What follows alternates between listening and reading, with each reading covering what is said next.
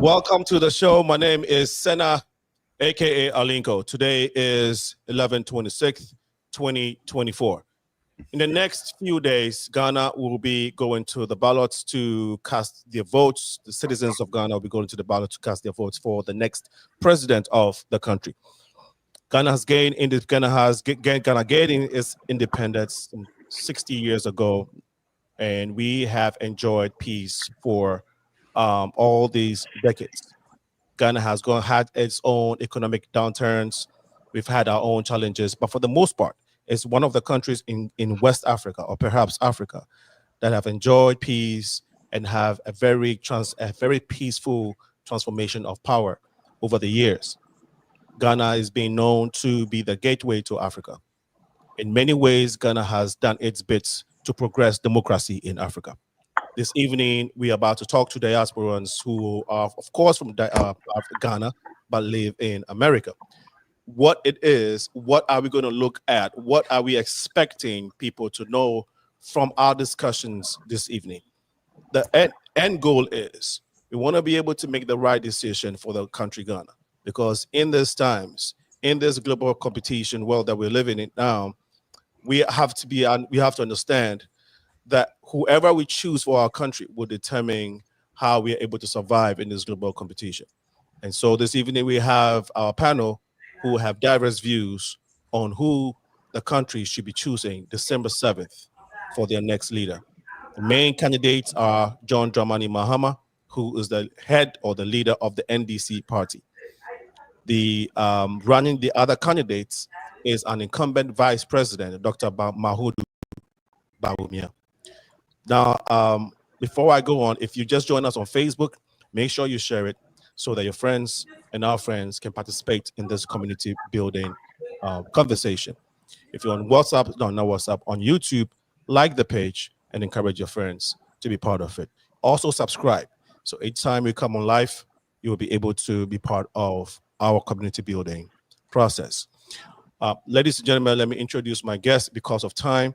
We would like to do a brief introduction. So just say your name, who you are, and then we can get into the meat of things. Today, our focus is going to be on the economy. We know that there's also the issue of national security, or actually there's a portion of this conversation that I want to handle, which is national security. However, due to time, we may have to come back next week. This is the part one of the conversation. So we may have to come back next week, Tuesday, same time, to finish it up, because the economy alone will take us some time to be able to get into. Without much ado, let me introduce Daniel Aponsa, who is, Daniel, please go ahead and give us a brief background of who you are. Alinko, can you hear me? We can hear you loud and clear. All right, I'm Daniel Nanaya Aponsa. You can just call me Nanaya. I live in Maryland, and of course, I'm a member of the MPP USA. I'm part of the communications team, and I'm happy to be here. This is not my first time, but I'm always happy to engage on matters of our countries and matters of democracy and matters of the economy. So, Alinko, thank you for having me, and I sincerely appreciate it. And I thank all the other panelists, and I hope that we're all going to do justice and make our country great and make it better and make it a model for the rest of the world. Thank you all. Thank you. Pascaline, please. So, hello, everyone. My name is Pascaline Derry, and I'm with the NDC. I'm with the NDC Youth Wing, specifically the welfare chairperson. Thank you very much. Really appreciate the brief intro. That was very brief compared to the MPP guy. So I guess NDC has one point. Osei Boateng, go ahead. Hi, so my name is Osei Boateng. I'm founder of Okibiho Foundation. We're a nonprofit that brings medical care to rural and underserved communities in Ghana.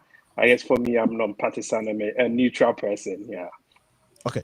Thank you very much, Osei Boateng, for another brief intro. So we have 2 points for neutral. So he's not NDC. Paul, go ahead. Paul, you're muted. Well, I'm Paul Disosu, NDC Massachusetts Secretary, and I'm here our brothers from the other side. Paul, we needed to get closer, get a bit closer to your thing because we can barely hear you. 1 minute. Okay. Just go ahead. I'll put on the headset. Go ahead. Okay. So while Paul is doing that, I think we NPP get another point because that's a deduction from NDC. So go ahead, Stephen. A brief background. Who are you? And so we can go to the next one. Good evening. My name is Stephen. I'm NPP Financial Secretary for NPP USA Chicago. My first time here, though, but as it concerns on national development and national discourse, I'm here to contribute my quota and give the direction of my party in regard to Ghana development. Thank you. Thank you very much. Lastly, we'll go to Dion. Oh, no, we go to, Dion, and then we'll go to Gertrude. Dion, go ahead. Yes, sir. Good evening, everyone. So my name is Dion London, and I live at Maryland, Lower Maryland. And I am the host of Diaspora Movement podcast. And I don't belong to neither party. So I'm part of the neutral group. Yeah. All right. Thank you very much. Alinko, can you hear me now? Yeah, we live very close to me. We'll come to you. We'll come to you, Paul. Gertrude, quickly. Yeah, so hi, thank you very much for having me on the show, and a good evening to all the panelists that's going to have a dynamic discussion this evening. Well, I am a licensed financial professional. I do own my own company, True Wealth Financial Services. And what I've realized over here in this country is that a lack of financial education is actually what is causing a lot of people headaches in this country.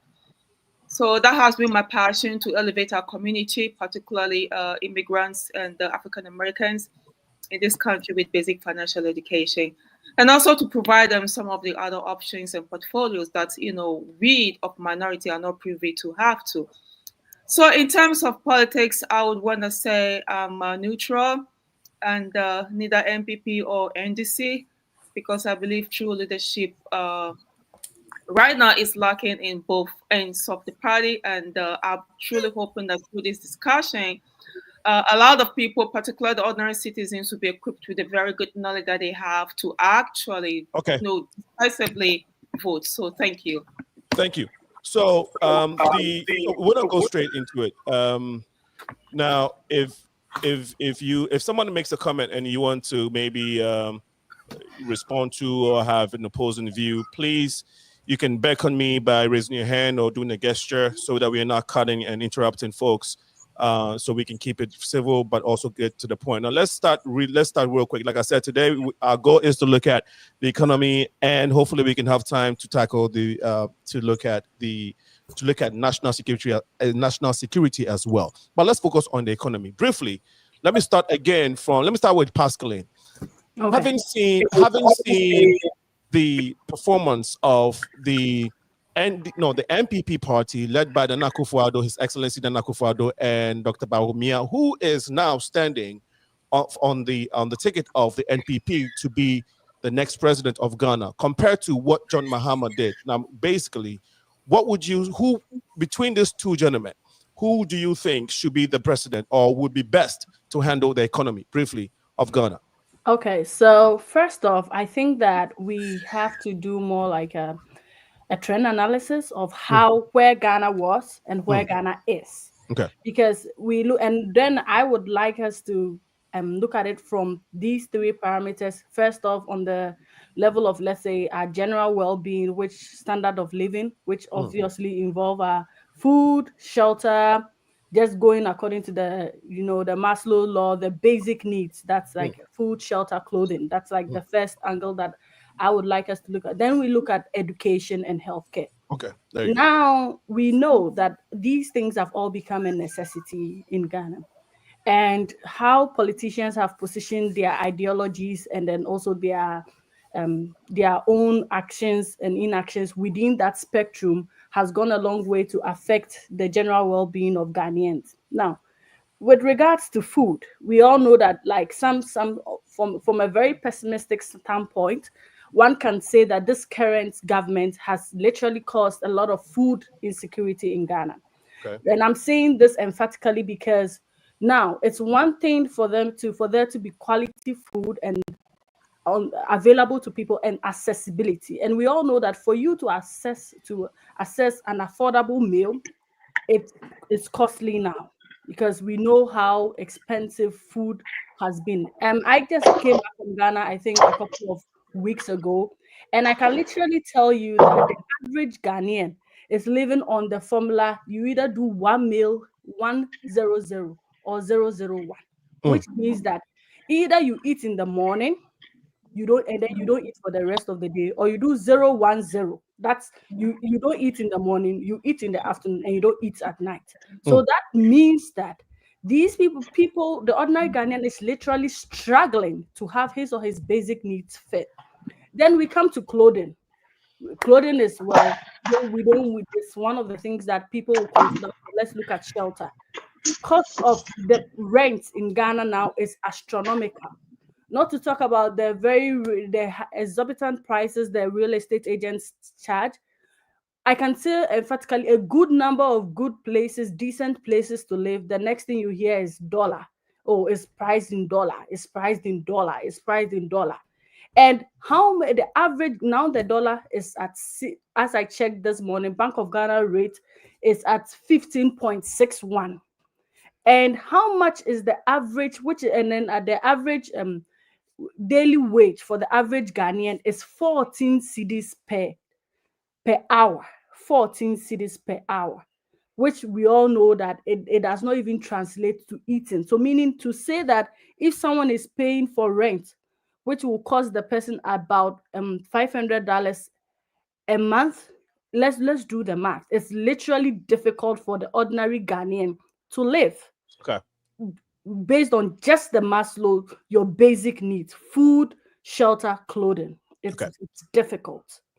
Then, if we want to put it into perspective as to where the NPP got a very wonderful economy. You have 1 minute. Yeah, the NPP got a wonderful economy, and now we can see how they've transformed it woefully. They've transformed it woefully, because this is not what the promises that they shared, all the 181 promises they gave to Ghanaians. I don't think this was part of it, for us to be in this misery. All right. It is fair that we have someone from the NPP side respond to what Pascaline just shared.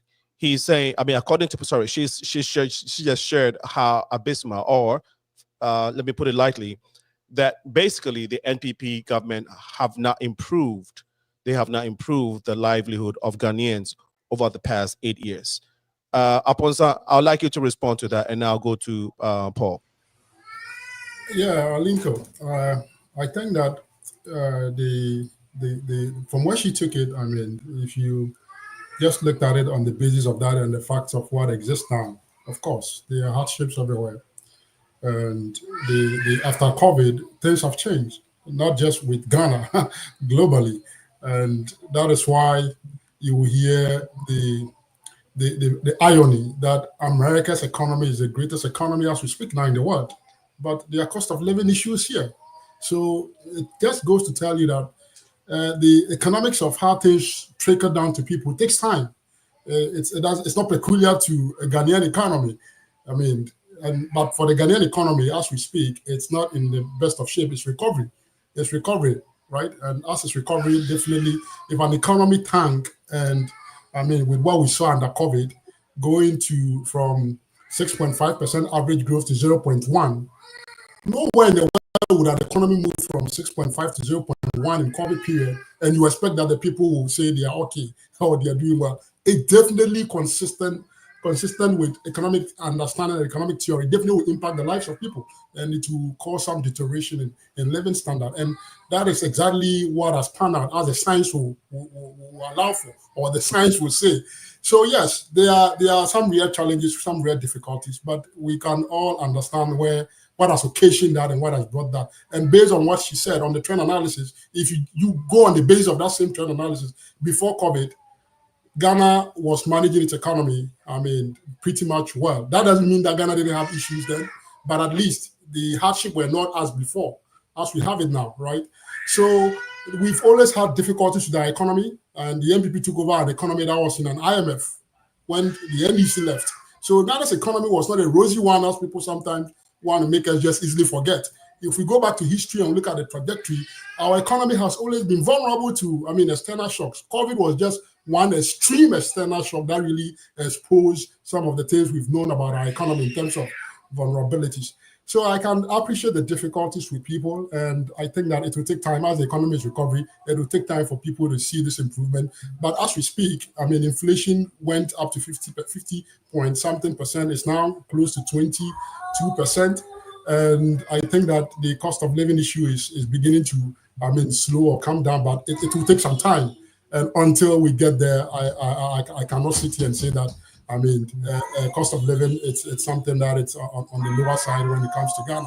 And it's not surprising to me. It's just a fact of what it is. Okay, great. Somebody has the baby in the background, so if you can just help us with that, so we're now getting that feedback. Thank you very much. Paul is also, he's saying, according to Daniel Aponsa, he's saying that the economy seem to be, doing better, at least for now, that it went through some shocks due to COVID. Your response to that?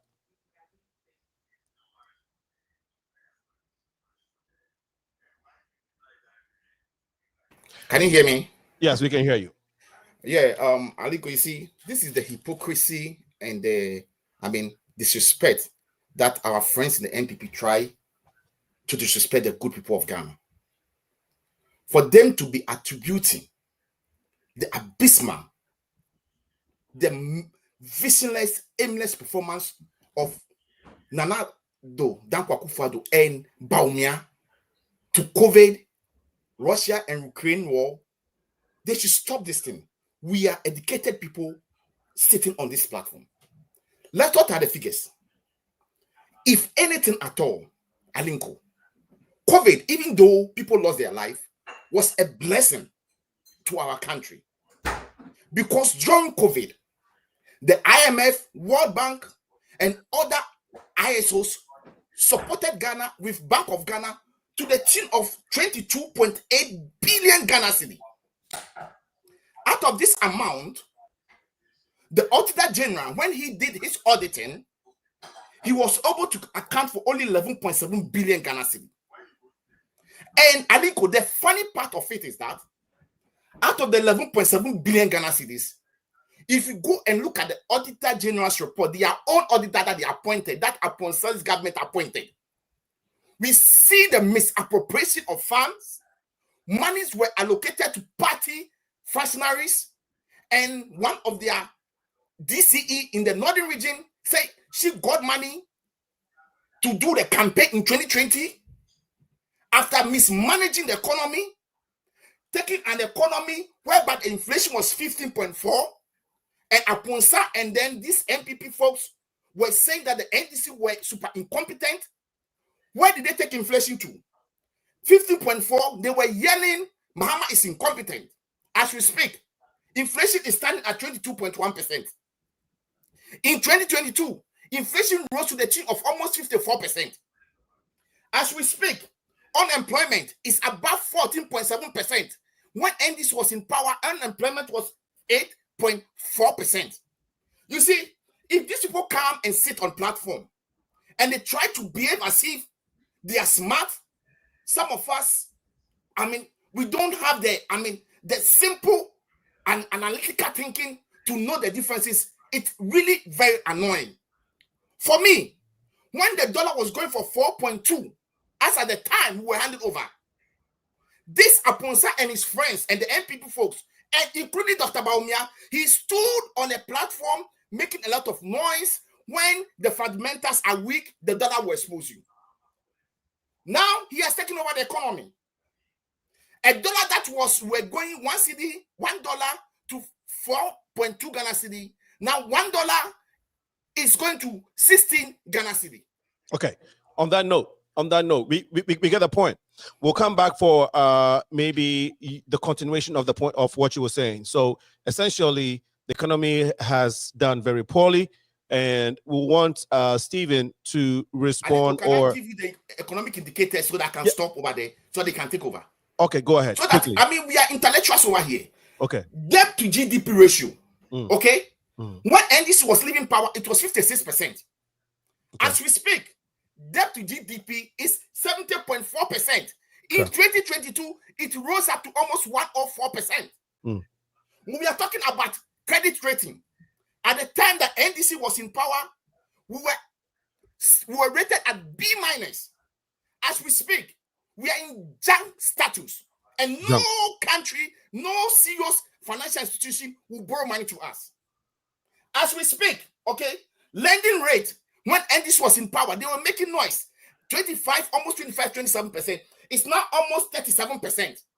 You see, when you take these economic indicators, and Baumia will come back and tell us that we should vote for him and that he has both agendas, it's an insult to the good people of Ghana. All right. So he's saying it's an insult that the international monetary organizations or the international financial organizations rated Ghana B- at least during John Mahama's NDC's tenure. But now you're saying it's at, I mean, you're not saying it is at junk. It's not, I'm not saying the figures are right. You're not saying, you're not saying the rating is junk.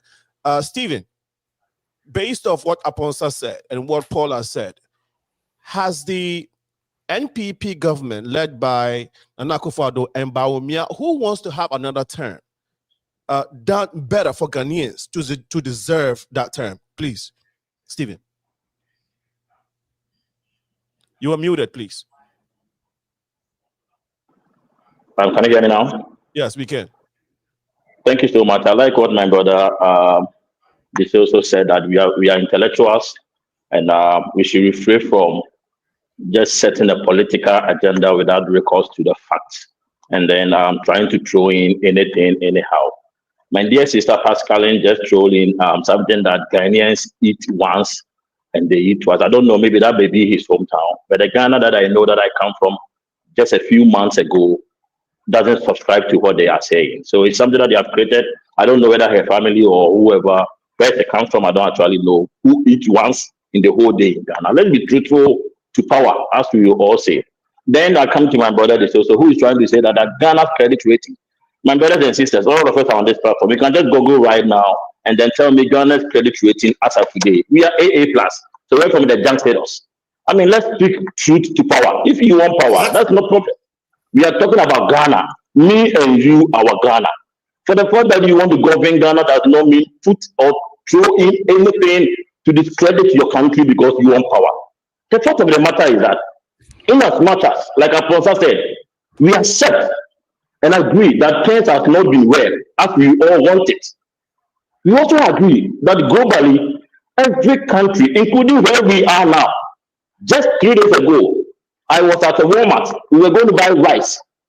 We bought 6 bags of rice in our cart. We go to payment point and we were asked to remove 4 and pick only 2 because we will not be allowed to buy 4. If you were in Ghana, we might not know what we will say. The fact of the matter, the figures are clear. In 2016, when President Mahama was leaving power, Ghana's economic growth figure was 3.70. Is it factual or not? When he was being handed power, Ghana economic was growing under 11.5%. Is it factual or not? So what happened between the time he headed to power and going off power, the economic dwindle or slow down or move backwards to 3.7? What did happen? There were no COVID, there were no Russia-Ukraine war, there were nothing of that nature, but he couldn't manage the economy that was left to him. We could ask ourselves those questions, what happened? These are figures.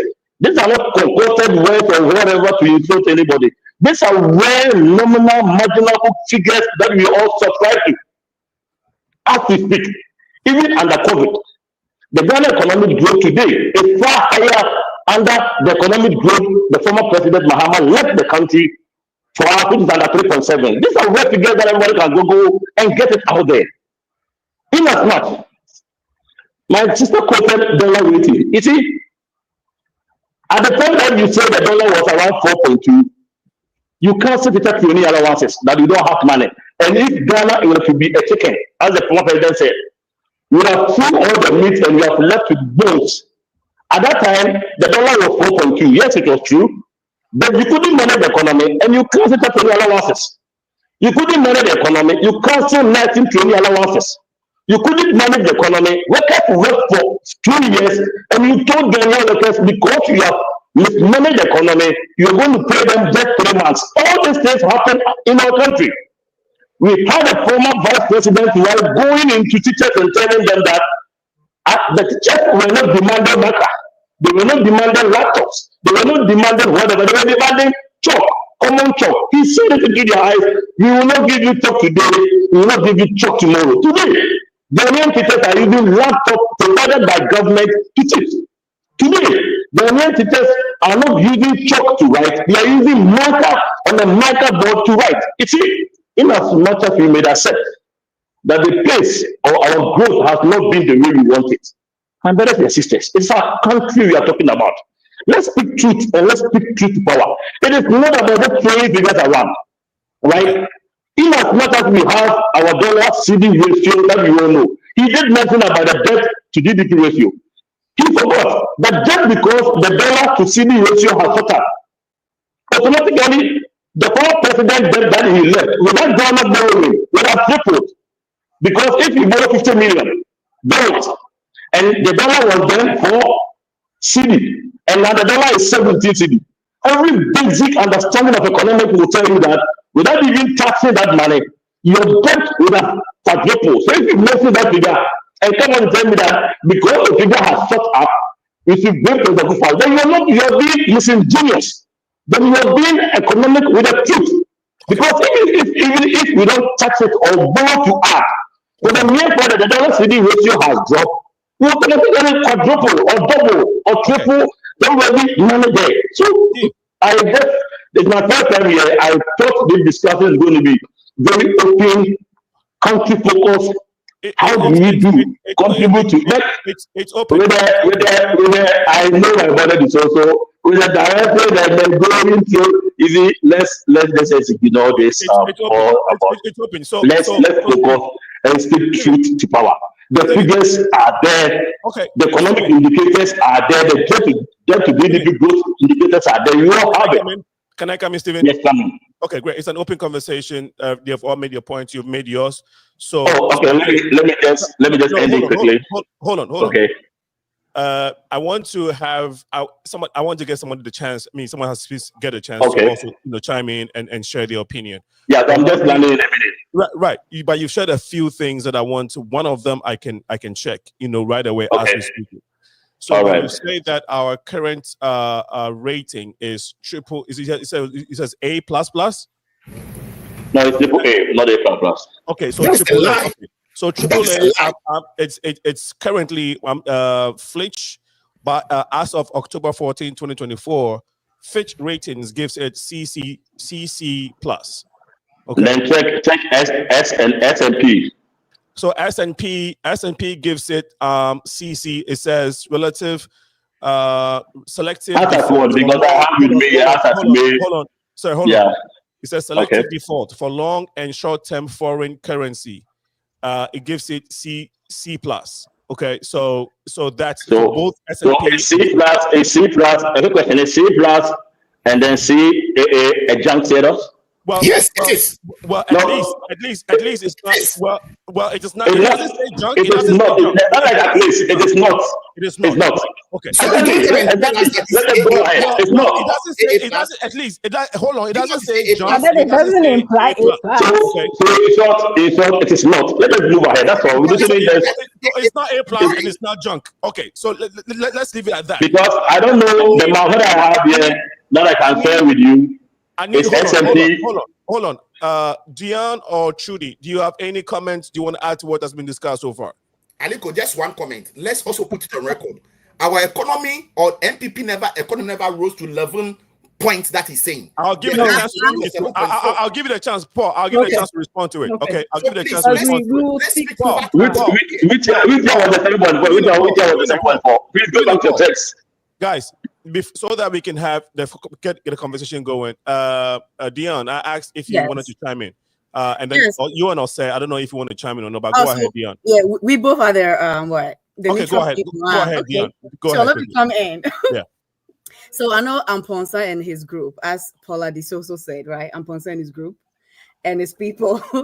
And then the NDC, he also, said a whole lot of figures. I just felt like, from both political angles, if we give both of them like the opportunity, right, everybody will come in over there with some figures. That's Right. to prove that, I did better than the other person came in. Okay. When I came in over here, the economy was here. And then he Thank came in you. over there and did it this, right? Okay. And then the MPP will also come in and said, hey, when I know, but I want to hear your point. I want to hear your view. Go ahead. Yeah. So for me, my view, well, that's the reason why some of us, we try to stay neutral, right? Because Okay. for me, both two political parties, both of them have given their figures. So I'm not even going to go in there with the stats. But that is the reason I really don't believe in any of these two political parties, to be honest with you. Okay. How old is Ghana right now? I mean, come on now. We're about 60 years old. Right. Didn't we get independent? In terms of modern democracy. Of course, Ghana has been existed forever, but yeah, go ahead. Right, but didn't we didn't we get independent before what, Singapore and some of these other countries? And they are doing way better than we do. And I know the MPP people are going to blame it on the COVID, the Russia and Ukraine war. And most of the time that is the excuses. Even Akufo-Addo has been interviewed. I'm not sure whether it was BBC or one of those media platforms, and one of the things that he did said was that the reason why Ghana economy is where it is because of the COVID and also the Russia and Ukraine war. Okay. And even though the Russia and Ukraine war and the COVID really did had a big impact on, from economic standpoint globally, but we are really doing terrible. And I think the lady this mentioned about, people are eating 1 meal per day, and the other guy was like, oh, when you go to Ghana, maybe that's from your country. But to be honest with you, some people are actually eating 1 meal per day, right? If you are even buying, in US. if you are buying water for like 20 pesos today, you wake up the next day, you are buying water for 50 pesos. Definitely, people who were managing 20 pesos will not be able to manage 50 pesos. So now they have to be able to squeeze money in and be able to eat once a day. But the whole truth of the matter with this whole economy, that's the reason. Like I said, some of us will stay neutral. If I was given that opportunity, to be honest, I don't think both neither NDC or MPP should come to power again. If we actually have somebody with that kind of leadership capability to come in over there to really lead the country. To be honest with you, Alinko, we are tired of NDC and MPP people. We are really tired. When we give each one of them opportunity, they will come in over there and they will mess up and they will blame it on the other party. Right now, MPP is saying that the economy is COVID and whatever. Okay, so my question is that now that the dollar is what 1 to 17, it's 1 to 17 actually, right? Yeah. If Mahama comes in, Mahama is coming over there to spend only 4 years. Let's not forget that, not 8, 4 years. And I always keep asking myself, what can he do when he comes in power? Would he be able to face the mess that Akufo-Addo and his family and his government have been able to create within 8 years? Okay. And so it's going to be like what 3.5 years, because it won't be like a full 4 years, because the last 8 years is when they are preparing for another election. So it's not even like a full 4 years to really run the country. Okay. So how is Mahama really going to come in? That is for the NDC guy. How is Mahama going to come in over there and face an economy that is so jacked up, that is so messed up, that has been messed up by people within 8 years? How is he going to come in over there to face the economy with less than 4 years? It's not possible. All right. So it's not practicable. Great point made. Because of time, I want to move. I want to have Gertrude. No, I'll say I was on you. But then, Dion, I have a follow-up question for you. If it's not going to be John Dramani Mahama or Dr. Bawumia, if it's not going to be either parties, you would, of course, somebody has to rule Ghana, and who would that person be for you? So I'll come to you. But go ahead, I'll say quickly. That person does not exist on neither of those ballot boxes. So we don't have. So we don't need to have a president. We need to have, but any of those options that we have over there, Lincoln, it's not better. That's what I'm trying to say. So if you don't have good options, can you go without a president? We need somebody to come in. Somebody other than what we've been saying. That's what I'm trying to say. Okay. We want to be ready. If Kakape, if you are in, I see you in, but I don't see your image. If you are on the video and you want to come in, give me the signal. I want to know. I'll say, you've been waiting patiently. Thank you for enduring with us. It's 6:46 p.m. A quick correction. Ghana is 66 years old. We had our independence from the British rule March 6, 1957. So just wanted to correct that. 1957, March 6, in America, it's March 6. So March 6, 1957. So Ghana is 66 years old. But go ahead, Osei. Yeah, so thank you, Alinko, for the opportunity, and thank you all for all the points. For me, I'm just gonna share the perspective of like an individual, especially like an average Ghanaian, because I do most of my work in rural communities in Ghana. Okay. To put things in perspective, we do a lot of healthcare in rural communities where they don't have any health facilities, and so we've been to over 76 rural communities. I'm in the country where like health facilities is limited, or individuals would have to travel to miles to get that care. And from that perspective, I would say that it has been a challenge for most, Ghanaians, from what we see, to get access to basic health care. And so, and not only that, economy-wise, like I go to the country very often, and so economy-wise, things have prices are up, definitely, and definitely there has been the topic around inflation and things around that. But generally, an average Ghanaian is really a struggle to really get access to basic needs. When it comes to healthcare, and that is where I do most of my work, so I'm biased towards that. But most of my colleagues that I went to high school with, most of them are leaving the country. Definitely, healthcare providers, they are all leaving the country just because of the working conditions as a healthcare provider, where they are not able to get their pay on time, and a whole lot. Right. So from my perspective, So you're muted. I think you're mute. Okay. So I think. Can you hear me? Yeah, we Yes, can hear yes, you. we can. Oh yeah, awesome. So definitely from my perspective and from where I sit when it comes to the healthcare space, things has been really tough. For people to really get access to healthcare. So for me, it's very difficult to really decide whether I'm MPP or NDC, because I did most of my work under the MPP regime. Like when I started my work, NDC was out of power. So I guess it'd be very difficult to really compare both parties. Okay. Yeah. But None then of them is good. None of them. okay. So the point you've made is from Dion between Dion Osei and Osei, you claim you are standing as neutral individuals looking from the outside in and not having partisan lenses on. What you have said, you both have confirmed what Pascaline said when it comes to the hardship in the economy. Yep. Now, I would like the NPP guys to respond to that. So I'll like Gertrude, you have not spoken yet. Yeah, Please, I want to say something briefly if I do have the opportunity. Yes. Yeah, so Mhm. in my view, the political discourse in Ghana hasn't really changed. It's just about the same, party blaming the other. And I don't think there has been true leadership. Looking at it from afar, there hasn't been real leadership in the country. But I only have something to ask Mr. Stephen. He said like the Ghana that he knows, some people eat more than once a day. So my question is it fair? Is it the right thing that some people should be in Ghana and not be able to afford one single meal a day? Because it's like, well, in America, some people, if I heard correctly, he said in America it's the same. And I kind of like beg to differ a little bit if you want to compare those two countries. So a little bit of elaboration on that is very good. Okay. And also my last point is like, why is everything in Ghana priced in dollars? What is the leadership doing about this issue? Yep. How can ordinary people be working and be earning CDs, and then other people will come in the country, take advantage of these poor people, making the disparity. So now the disparity is getting totally out of control. Okay. So in terms of leadership, I always believe everything rises and falls with leadership. So if leadership is in place, if leadership is effective, if leadership is actually looking out for the ordinary people, most of these things will not be a debate point. That's my point. Okay. We don't have one. We don't have leadership. No, I think that. Can I if I may- respond?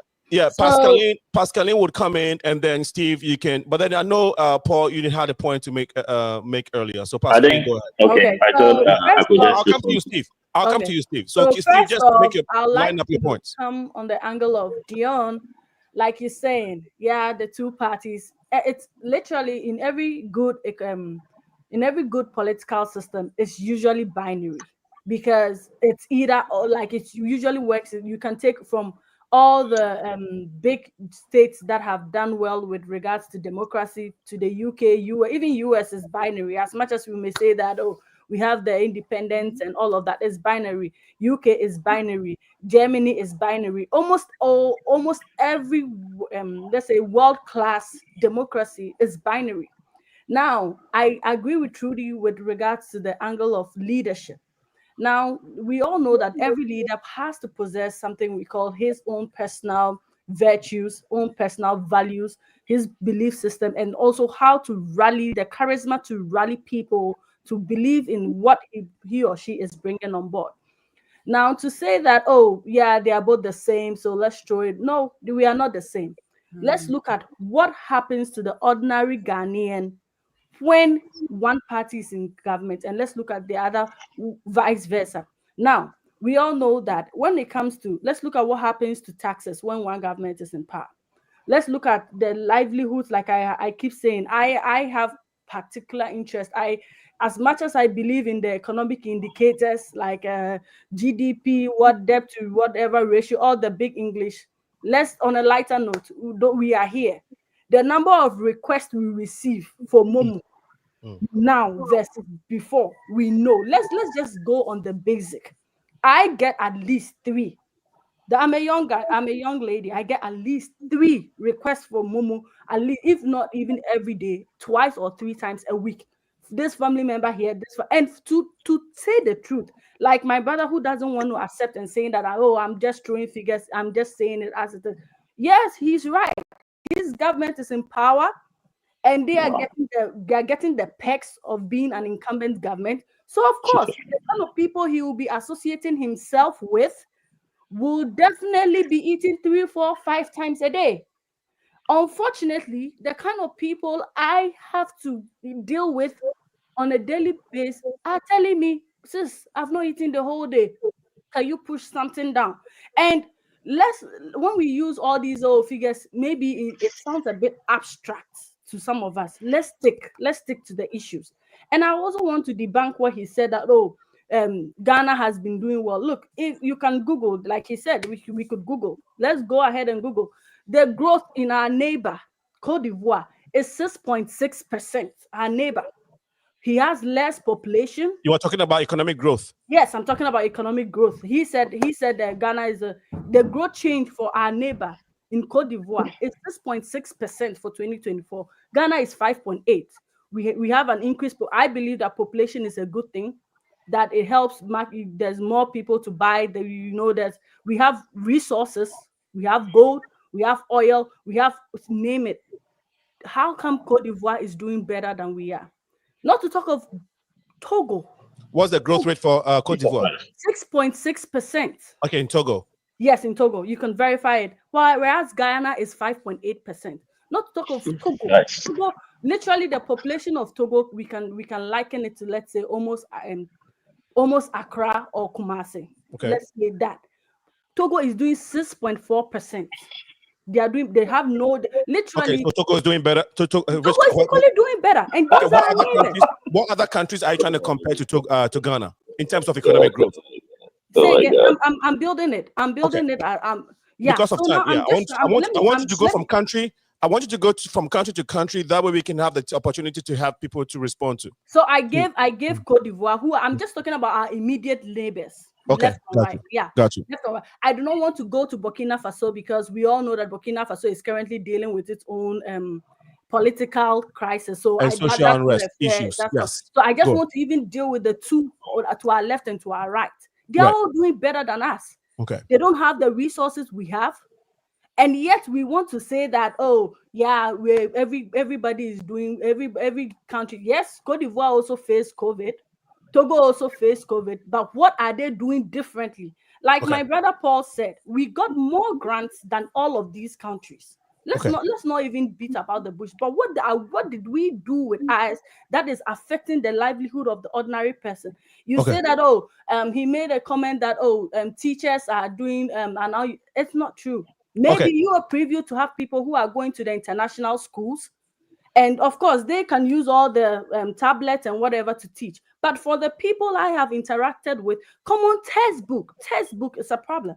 So I do not get these dynamics that, and even we all know that even this year there have been complaints that the BEC, the Basic Education Certificate exam, has been the worst in the last 5 years. Okay, so it's been the worst in the last 5 years. On that note, I'd like to get, I think we had, Paul, you had some points to make earlier.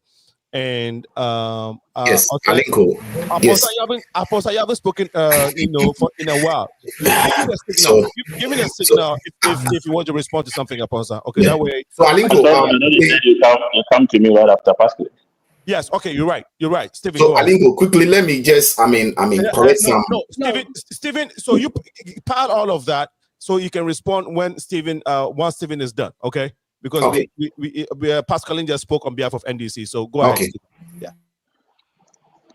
Yes, Alinko, thank you once again. You see, the rare issues that we are discussing is straight out jacket.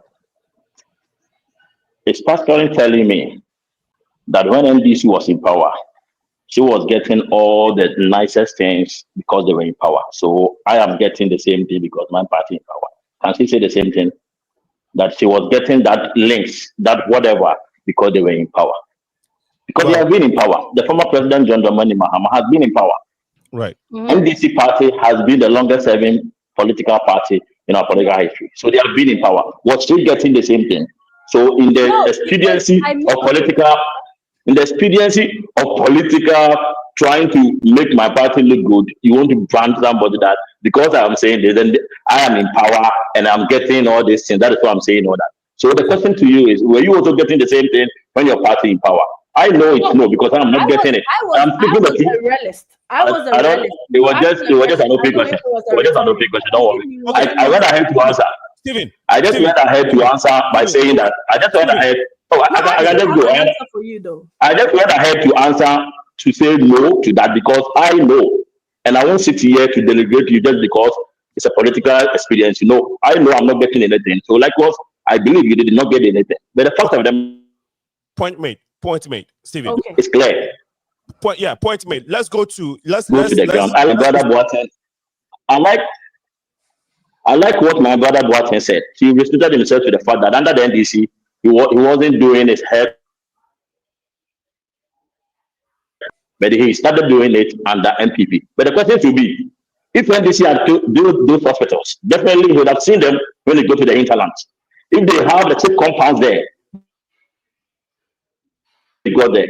But he is saying that yes, it's true, he went there and they have the challenges, which you all know it is. That is why the government declared Agenda 111 to make sure that every district in our country will have access to a district hospital, which is ongoing. That we are all aware. Just 2 days ago, 40 of that have been commissioned and the rest is on course. Just because of the same thing that my brother Boateng is saying, that's why the government needs to be done. Let's have a drone service system that, in as much as we may not have the healthcare delivery directly with the people, we can equally use the drone system together for them. The same way the government think ahead and say, let every district have an ambulances.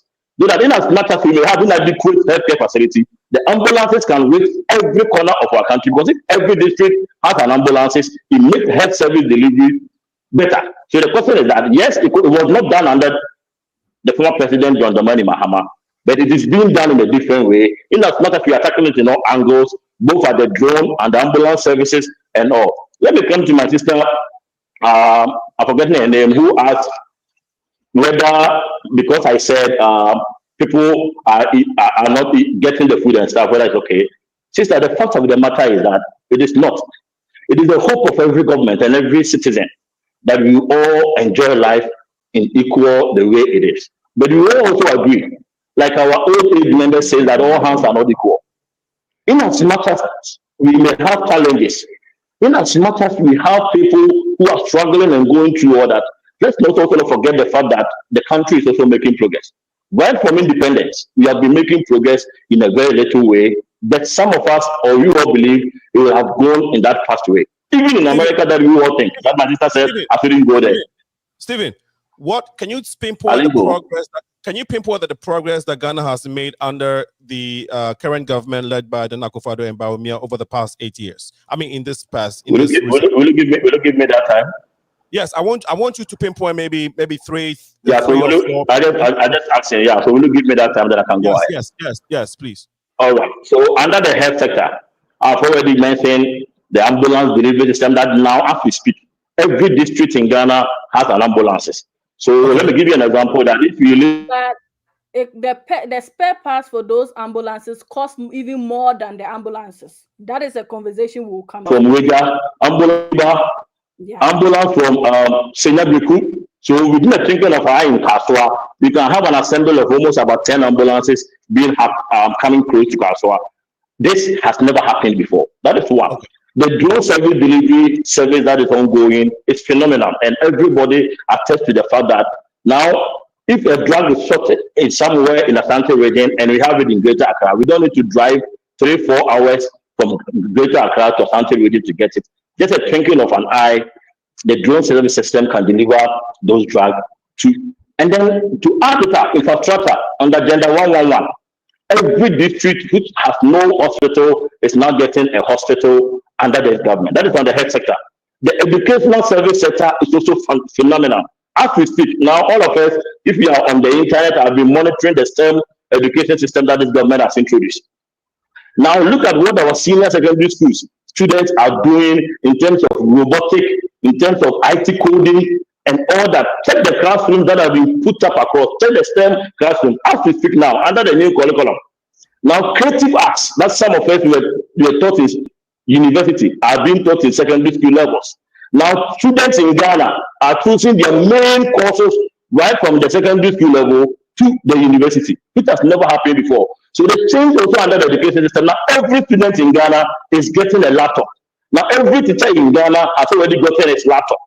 Now, check the ICT center. So we are transforming the economy or the country in that direction. In as much that we may have other challenges. On the agricultural sector, let's go in there and see what is happening. Okay. Under the agricultural sector. Let's go in there and see the infrastructure development under the agricultural sector. Can you the mining sector? Can you wrap up with that? Is what I asked whether you give me the time. So I've not even gotten anywhere. That's why I intentionally asked you, because I know it can start. The infrastructure development, the transformational development that is going on in our country, me and you, our country.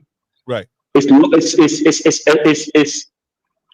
above whatever. But in as much, we will not sit here and say that the Ghana has gotten it all. No, we still have our challenges. We still have issues to deal with. We still have basic issues like water, electricity. We still have all these things that we need to address as we go on. But we cannot say that much has not also been achieved. Then we are not being fair to system. Let's come to our leadership. Okay. My brothers and sisters. My brother is I'm coming. Okay. No country. No country. I'm coming. No country. Can you land on this, yes, please? When you can. Okay. Yes. Okay. No country anywhere in this world have created leaders from anywhere. It's their own people. The leaders we have today are what me and you have produced. The leaders we have today are what me and you have produced. And the leaders we are going to have tomorrow will be the same leaders me and you will produce. With this same attitude, with the same mindset, let's pull him down. As long as it's a Ghanaian, as long as it's a black man doing it, you will not see it. But if a white man comes to do the same thing, we will applaud. That mentality will definitely and continue to pull us down. As we speak today, where we are sitting here, we know the remarks, we know the comment that has been gone ahead to the leaders this country is having. Be it Donald, be it Kamara, we know the things that have been said around, but when they go and support the direction, they go in that way. Okay. What do? We always try to bring our own leaders as if We expect to create leaders from elsewhere to come and lead our country, which me and you know it will never happen. Okay, thank you very much, Stephen. You make great points. Quickly, Dion, and then Paul. Yes. I know you've been waiting patiently, so go ahead, Dion. Oh, maybe I should allow Paul to finish and then you come in. I know he's going to fire him, and then after that. Well, it's not about fire. It's not about firing. It's not about fire. You see, Alingo, you see, Alingo, let me wait. Let Paul finish. Alingo, you see, what I need to say. Stephen should treat us with. So now I think I'm getting where you understand it. Okay, Alingo. Yes. Stephen should treat us with respect over here. Okay.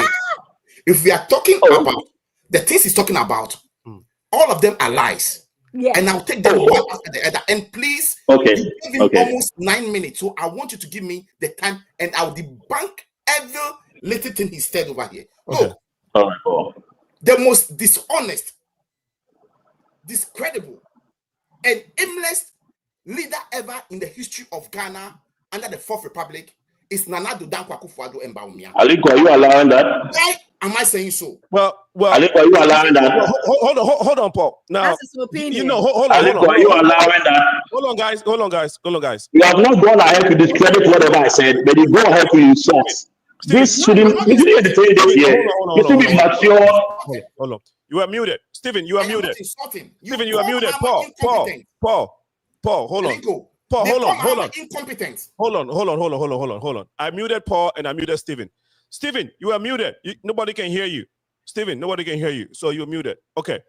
So in order for us to, it's fine for us to have a heated argument, but we also have to understand that when somebody says somebody is incompetent or somebody has has not performed and uses an adjective, it does not result on insult. That's not an insult, right? So if you thank you for clarity. So I only seek your clarity that are you allowing it? So you have cleared it. So that you can also come in within the words within the same category. Absolutely. Exactly. Thank you so much for that clarity. Yes. You can say somebody has performed abysmally poorly. I think okay. That is why I directed to you. Are you allowing this? So now you are clear that you are allowing it. Thank you so much. As long as it's not an insult, okay.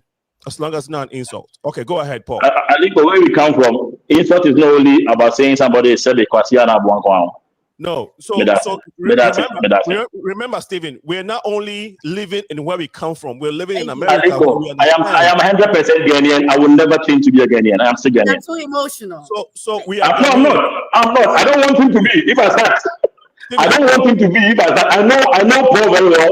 I don't want him to be if I start. Stephen. That's why I'm only drawing the whole attention to it. That is he allowing that? And he says yes, he's allowing. But Paul, go ahead. I'm listening, bro. Stephen. We don't want to make the conversation. We don't want to make the conversation very personal. We don't have to be sensitive. We all educated and we live. I am not. You are the host. I'm only seeking your direction. Are you allowing it? You say yes. You are allowing it. Thank you. Paul, go ahead. All right, go ahead, Paul. So Alinko, I like that part.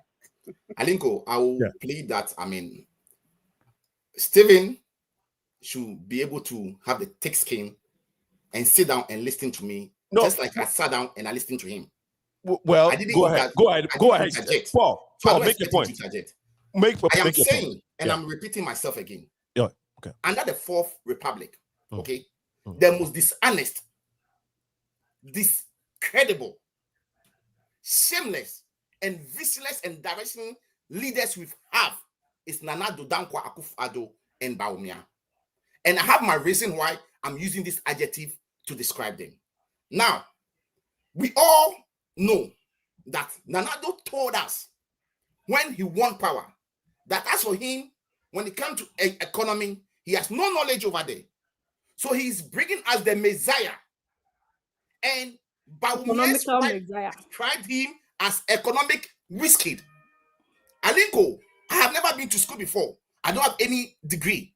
But at least I know if somebody says somebody is an economic whiskey, which means the person needs to be on top.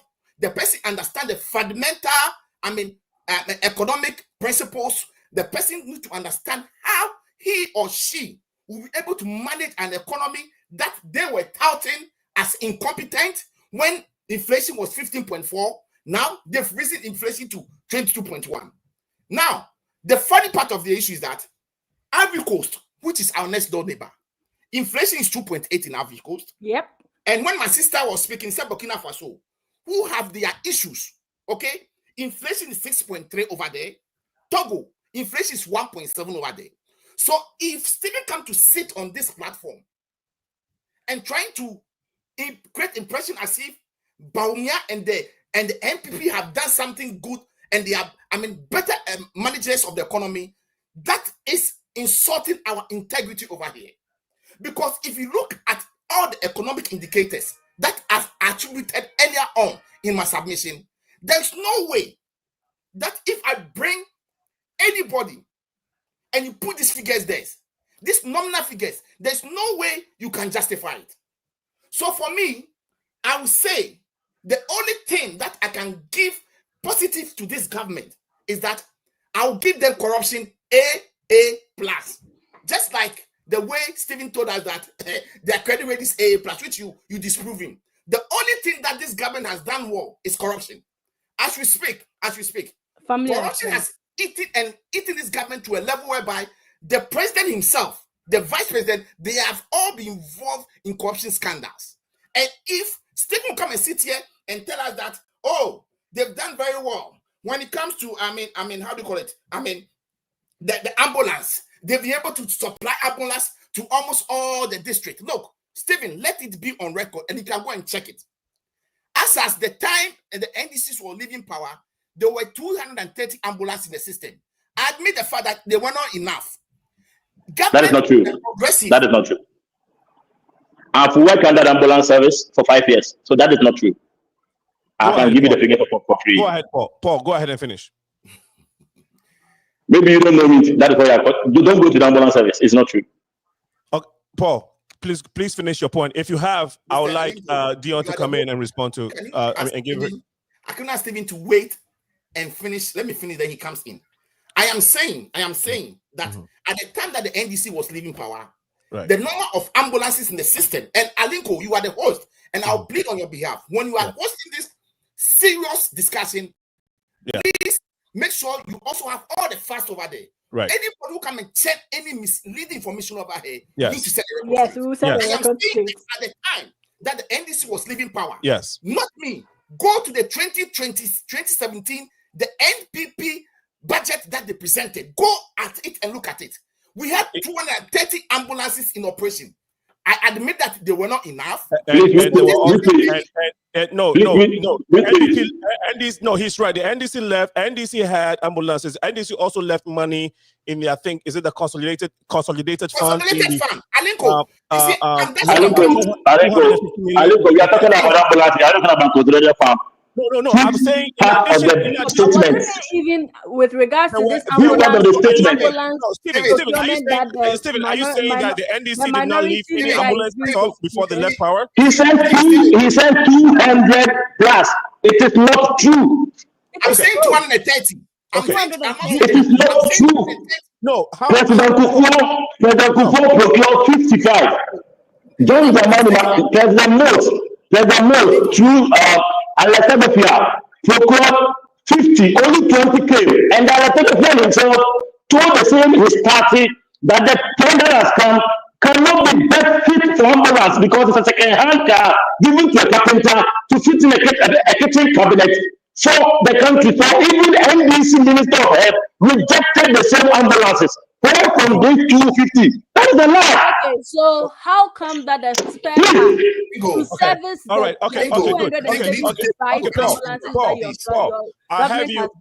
is more expensive than the brand new ambulances that were procured? Yes, Paul. In fact, you're talking about spare parts. Your party procured.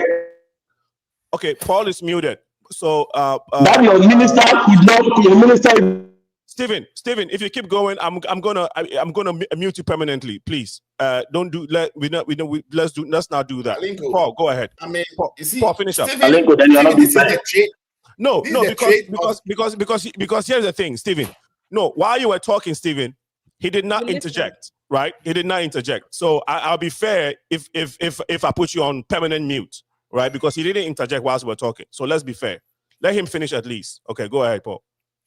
Stephen, I mean, let's be nice to each other here. No, but Paul, just finish your point. You don't have to address Stephen. Just finish your point. Okay. So I am saying at the time, the ambulance, at the time the NDC was leaving power, the records are there. Okay. Let's take the 2017 budget presented by the very Ken Oforiatta, who has crunched our economy to where we are today. Right. Go and look into that budget. I don't come and sit on public platform and then just be talking.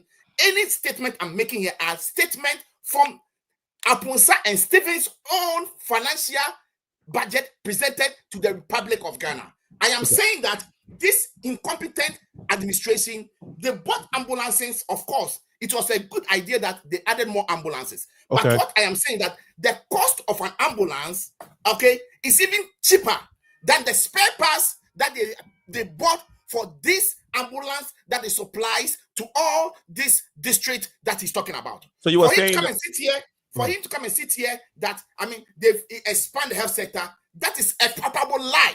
Okay. Because they've not, as we speak, completed one single health sector or hospital that is fully functional. They are just going around cutting sword just to think they can buy vote, taking Ghanaians to be stupid, because if they commission those projects, they think Ghanaians will vote for them. I want Stephen and Asamoah and Efa, whoever it is, listening to me this afternoon or evening, that Ghanaians have gone beyond those manipulation whereby you go and be cutting sword and be implementing projects. The election that we are going in on 7th December is going to be based on economic factors, basic understanding. When a Ghanaian wake up in the morning, is he able to get food to eat? Bread and How butter. much is he paying for electricity? How much is he paying for? It's bread and butter matter. For me, if you are talking about this government, it's the most corrupt government, because as we speak, Alingo, we are saying that corruption under this government, Baumia is supposed to account for the $2 billion PDS money that they have not accounted for as we speak. And Baumia is supposed to tell us the $12 million they pay for the Palugu Dam. We've not seen anything over there. For the Palugu Dam. Palugu Dam, $12 million as we speak, a Japan deal. $12 million of our money, your money, my money, Stephen's money is involved. And Stephen will come and sit here and be defending this corrupt, scandalous government. It is shameful. You said let's set the record straight. The NPP is the most corrupt government in the Fourth Republic. And as a matter of fact, the good people of Ghana on the 7th of December, they will vote them out. Baumia will face the rigors of the law. He will account for the PDSL. Ghanaians are voting wisely. For me and you, we will be here. We will talk again after December 7th. The last thing I want to make. You remember during the 2020 election? The Auditor General put a document out there. 52.25 billion Ghana cedi is missing from the Ghana Commercial Bank. Right. We have somebody we call himself an economic risk kid. And as of now, we don't know where the money is.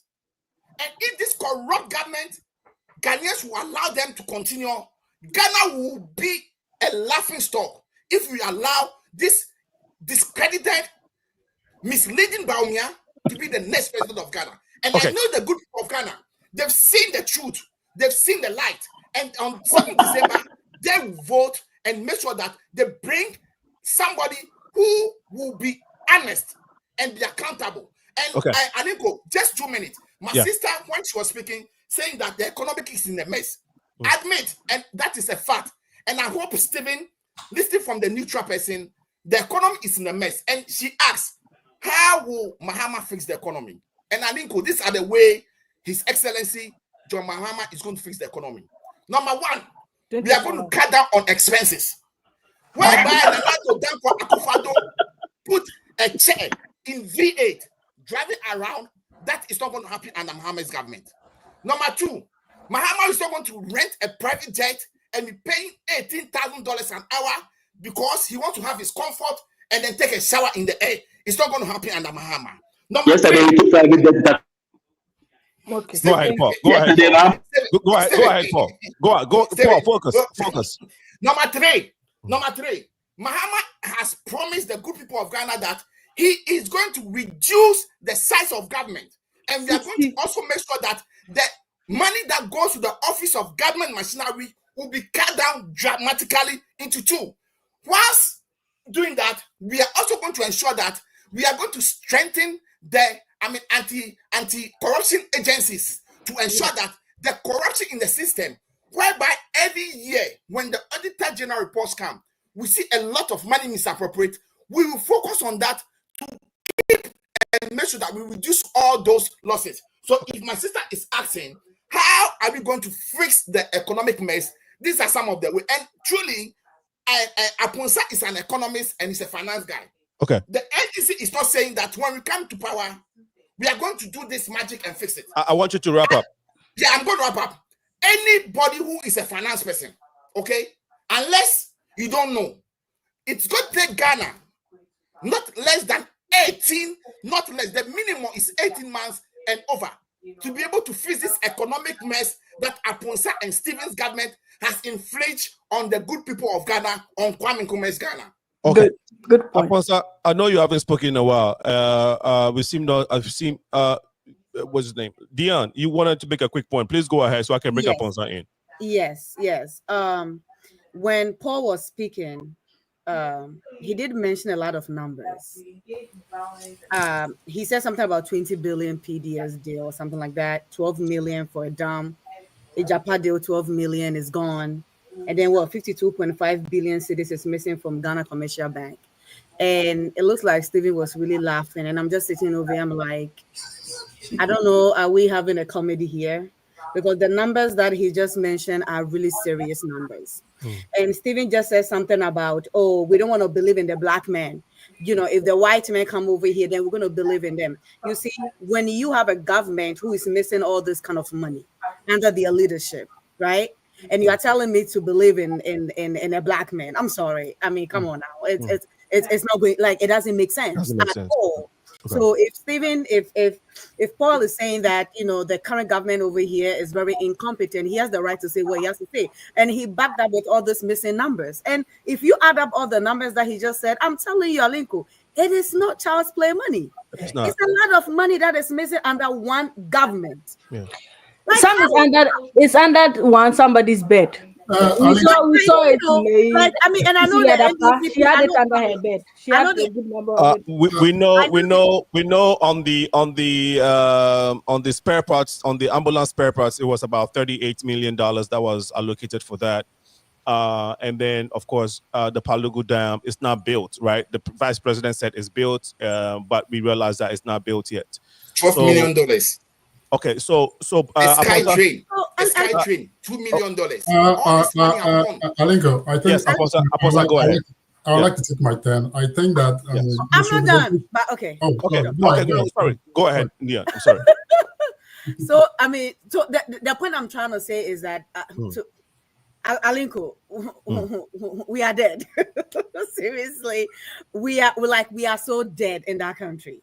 So if one government can come in power and spend all this money, mismanagement of funds, and we can't even find some of them, and a whole Ghana Commercial Bank, money is missing. And this same government is saying that we should vote for them to come to power.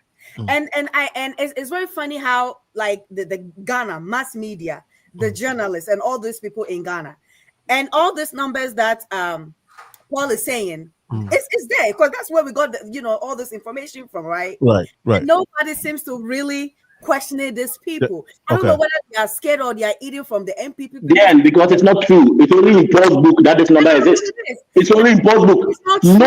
No sensible journalist will follow what Paul just said. It's only in Paul's book. So are you saying that Ghana Commercial Bank money is missing? No money has been allocated to Palugu dams. No money has been. It's only in Paul's book, only in NDC Green Book.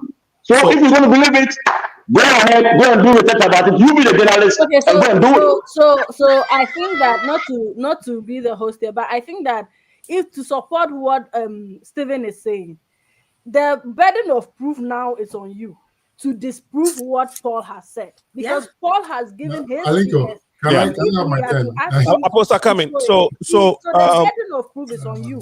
So Aliko, should I send you the Yeah, letter? Pascal, I just said that it's not. It's only on Paul's book, So Aliko, then right? prove it. my question to Because Stephen, I know I can my see question the to same Stephen thing is, that Paul Give has. just one example.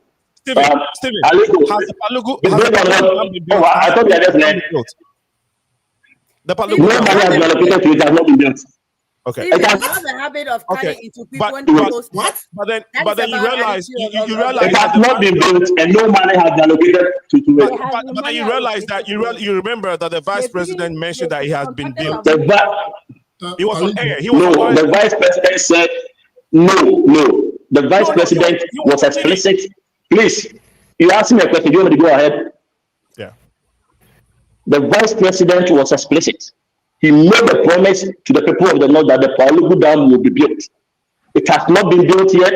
We still have it in our plans that we will build the Palugu Dam. No money Where's has the been $12 allocated to million? it. That is the fact. Where's the $12 million? Oh, he said Who on gave you that TV. money?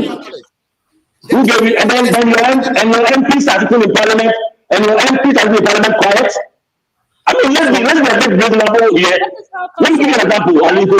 in minority. NDC MPs march up. NDC MPs march up to Bank of But Ghana NDC and has did a majority demonstration. in parliament. You see, oh, pass me wait. NDC MPs marched up to Bank of Ghana and they went there to demand the printing of documents. Meanwhile, between me and you, Paul is saying we are intellectuals, right? Let's put our intellect here. The laws or the constitution of Ghana given to Parliament can summon the Bank of Ghana to Parliament House, ask him every question that he need to answer, and then he will give every details out. For political expediency, they march on the street doing their exercise, came back to the Parliament House, and approved everything Bank of Ghana sent to them. And Paul is sitting here saying what? You see, until we come to reality that some of the politicians are playing with our minds, then we come to the reality. They match Put up the there link. when we Put had the link. to approve every budget Bank of Ghana brought in. Apostle was going to have his take before you came in, Steve. I wanted to I've put the link. I've put the link over there. Please check it. Apostle was going to make his point. But get you. Hold on. Before that, I know the ladies haven't spoken in a while. Sorry, Dion. Go ahead, Amponsa. I didn't finish, but it's okay. Go ahead, Amponsa. Finish. Okay, no, I want Gertrude and Osei to respond. Maybe I'm sure you all have something to say. If you don't, let me know. But if there's a point that you wanted to get out, please go ahead and then let me be. I know Apostle has a list of things to respond to. So let me get Osei and Gertrude in first. Alinko, please, I've put in the link over there. Open it and read the story for Stephen. Stephen should not sit here and be disrespecting us and be saying things. Written by who? And give the source. Give the source also. Written by who? Paul himself. Stephen, I'll quote the source. I'll probably share it on the screen. So hold on. Osei and Gertrude. Please. Osei and Gertrude, you want to say something before we go to Aponsa, please? Yeah, so I would, I guess, definitely talk about definitely what's the reality on the ground when it comes to the rural communities and things like that. And especially also having folks. I was speaking with a friend, mental health professional, who was telling me that their class of 128 people are still at home, yet to be employed. And there are a lot of people, in the healthcare space who are still home and yet to be employed, by the government. So definitely, I'm on the ground and like speaking with people, the unemployment rate is something that needs to be addressed as well. And I know that Mr. Stephen was talking about the district health, directory hospital, the Agenda 111, which I believe was going to be it's going to be a good idea if it's really implemented. But if you get to these rural communities, people would still travel miles to even the district hospitals. So even building that alone wouldn't solve all the healthcare situations the rural community face, the rural members face. So, I know that the government has spoken about a lot of good initiatives, but the reality on the ground is that not all of them has been done yet, and people are still, struggling in terms of the healthcare providers not even getting employed by the workforce and still waiting for the government to post them So I would say that, from all the things that the government have in place, or all the things that the government is trying to do, on the reality hasn't been done yet. Okay. And so I think that was all that I would want to add. Okay, fine. Gertrude, a quick point, and I'm going to share the information to prove what Paul just shared. But I want to get your comment quickly, and then we'll go to Upon Sound so I can share this. It's 7:31 p.m. If you're listening to us, this is the Progressive Mind Show. We are discussing Ghana, who is going to be the next leader, or who should the country vote for in this coming elections, which is now December 7th. December 7th, Ghana is going to the polls. Who should the country vote for, and who will be the best to lead Ghana in the next 4 years, considering what the country has gone through over the past 8 years? We have on the panel today, Upon Sound, we have Pascaline, we have Dion Osei, Paul DeSoso, we have Stephen Obeng is also here in Tiamwa, Stephen Obeng in Tiamwa, and then Gertrude, who is with True Wealth. And we've had a very, I'll say, fruitful conversation so far. If you want to call in, the number is 815-277-5047, 815-277-5047. If you want to chime in or ask question, or just be a part of the show, please feel free to do so. Gertrude, please go ahead. Yeah, so Alinko, thank you for the opportunity once again to speak, and then also to all my fellow panelists. So I believe for every election, the people, the majority of the people, their well-being, their welfare should be what should be more at stake. Okay. So as Osei was saying, if you really go to nitty-gritty, you get on the ground, those people over there are just, looking for very basic stuff.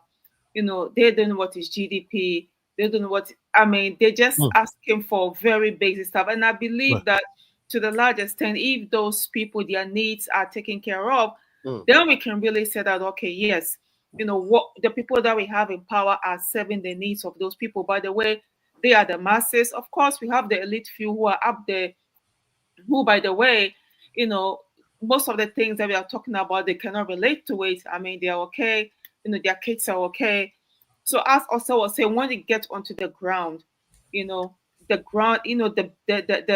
majority of the people, that's their plight that I would want to use as an honest assessment to see how best, this government and its leadership is actually, doing what is best for them. They are the ones that is exploited the most, because they are the ones that they go there, they tell them stories, out of being misinformed or lack of education. They go, they tell them everything, they get their votes. Once they get their vote, it's like, bye-bye, thank you, see you another next 4 years. So if those people's needs are truly not met, I believe our total discourse here this evening, in my opinion, is just really not resonating with me. And I don't know about the other listeners, but again, if our family members back home, in the villages who don't have access to all these basic things, healthcare, education, if their needs will not be met, then I don't know what this course is all about. In your opinion, are these needs being met? This basic needs being met by the people? By the government? Do you think that the regular folks are getting the basics that they need in life? Well, I would want to say, that from my side, I know like things are not that easy for people, in terms of are Ghanaians doing well in general from your perspective? From my perspective, again, I can use a broad brush to paint. So you're not sure? Okay, you're not sure. You're not sure whether Ghanaians are doing well. There are two sides of Ghana. Some people are doing very well, and some people are not doing very well. But I'm very much more for those who don't have the opportunity, to have access to all these basic stuff. I think the election should be more about the people than the elites and all the policies and all these things out there. And of course, we are here because we are here discussing because we care about the regular folks, and the elites, they've already taken care of themselves. So that's not the point. What I'm trying to say is, in every economy, in every society, there'll be some doing well than others. From your view, from what you've experienced in Ghana, your interactions with people in Ghana, would you say that generally, majority of the regular folks are doing well or not, or you are not sure? So it's 3 answers, 3 responses, 3 options. You can choose one. So I would say on the average, they are not doing well. Thank you. Great. That's what I wanted to. So thanks for your response. And I think that we lost Stephen. Stephen, you're back in the house. I want to share. Aponsan, do you want me to share this information before you go ahead? Yeah, you can share it. Okay, so here is what I was going to say. That when Paul indicated or talked about the Palugu Dam, he also sent this information to prove his point. And I think, let me see if I can find it here. Okay. So I don't know if, can you all see it? I'm not sure if this is, No, that's not what I wanted. You That's can not see your screen, but I say no profit software. Okay, so this is not the right information. Okay, I'm gonna close this. Yes, I think here it is. Okay, so I can read from here. It's basically saying that the Peace and Farmers Association of Ghana has expressed shock at the payment of some $12 million to a contractor who when no work has been done on the Palugu Dam in the Upper East region. President Nana Akufo-Addo in November 19 cut short for the construction of the dam and aimed at helping farmers do all year round farming, and it was expected to be completed in 50 months. So bottom line, I'm not going to bore you with all the write up, but bottom line is you can look at it. The dam has not been built, and $12 million has been allocated to it. So point. Can you share the response? Can you share the response from the irrigation authority on the Daily Graphic page? Share a response from who? So it's when this issue came up, this was the issue that came up, and then there was a response from the irrigation authority. And then it with said pictures the of the money was project there. used for mobilization. Okay, Ghana, so Gida said the money was used for mobilization. So well, I can get that response, but what I'm saying is that there are three sources actually that has been shared: the CT, Joy, and then Graphic.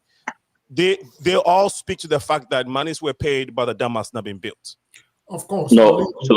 I think. Go ahead. Apostle, go ahead. Hold on, Steve. Apostle, go ahead. It's your turn. I think sometimes we take facts and we misrepresent it for purposes. That's the point. And I don't know why Ali goes do that. So Apostle, you were saying are you saying that they are represented? Because I just shared the information. I didn't even pull this up. No, that's fine. No, that's fine. I'm not saying you put anything up. But even if I did, what I'm saying is that there was a source that reported this. The money has been paid, and I can share another source. Go ahead. Don't belabor the point. I'm not disputing the fact. I only want the facts to be put in context. You get what I'm trying to say? Okay. Because people can take facts and then twist it to mean other things. It's a fact, right? It's a fact that there was monies allocated to the dam, but paid. The dam was supposed to cost about $99 million. That was the cost, about 900, I think it was almost $1 billion, right? About 990 something million dollars. It's a big dam. It's not just a dam with a lot of auxiliary, things in terms of providing all year irrigation up north. It's really a big project. And in project like this, if you've ever done project management, Alinko, before you start, when you say 12 million have been paid and no dam has been built, that is misinforming all of us. If 12 million, you expect a dam to be built. You expect a dam to be built when you pay 12 million. Jesus Christ. So what was the 12 million paid for? I'm coming. In project management, there are phases. Before you even start a project, if you build a house before, or if you've built a house before you even build a house, an architect comes and they draw everything. So the burden of the house, is it only when they start building the house that you say they are building the house? Right. Physically, when you start seeing the physical burden, that is only when you say, cost or money has been paid to a project. People do architectural drawings. The drawings have not even reflected in terms of the burden itself. And you have to pay people money for that kind of work. Okay. So let's be very careful when the media just take some information and try to Okay. So then I think that some conversation that really does not go to the core of what we are talking about. Okay. Is that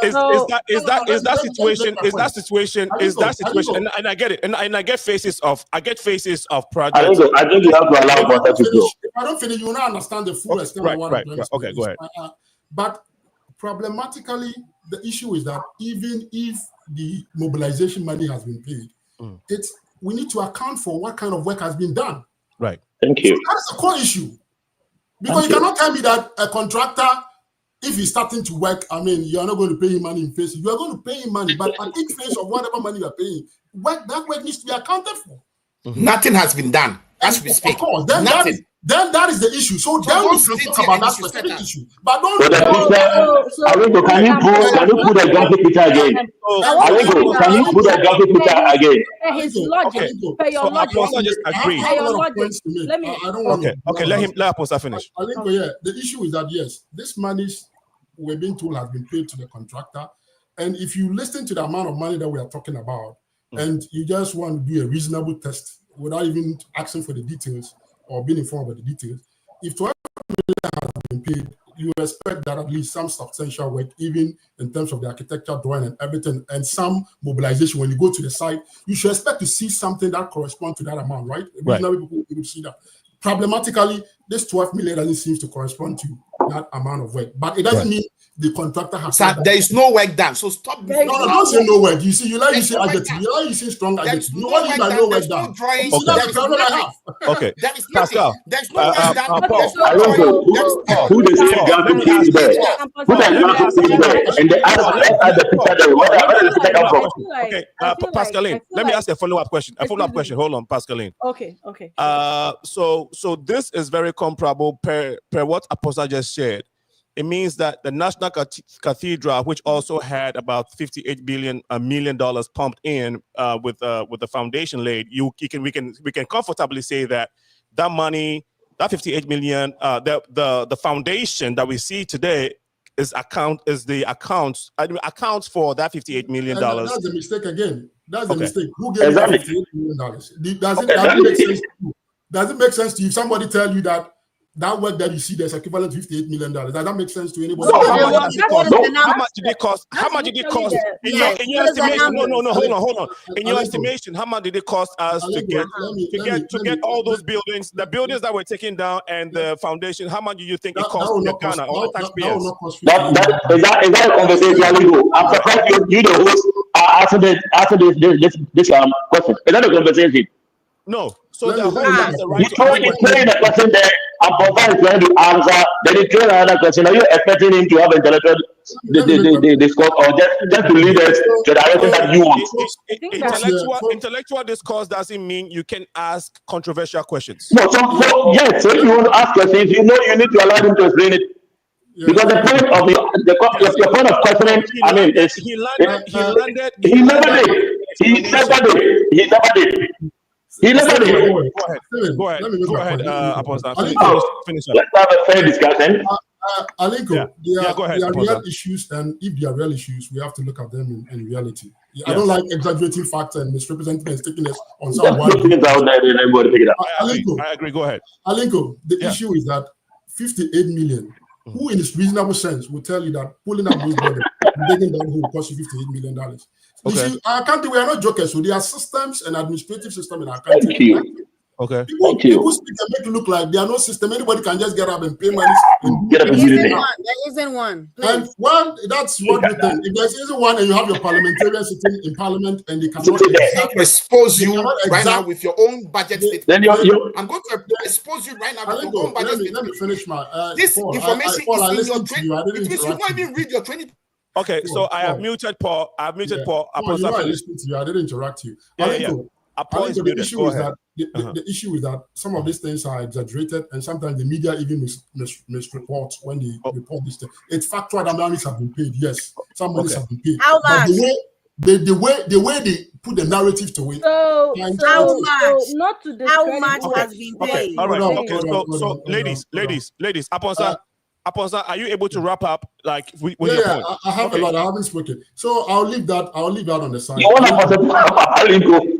No, I want Apostle to wrap his point up so that he's not disrupted. We only have 50 minutes. Okay. You just started, but you gave 4 seconds out of about 15 minutes. No, Steve. Don't worry.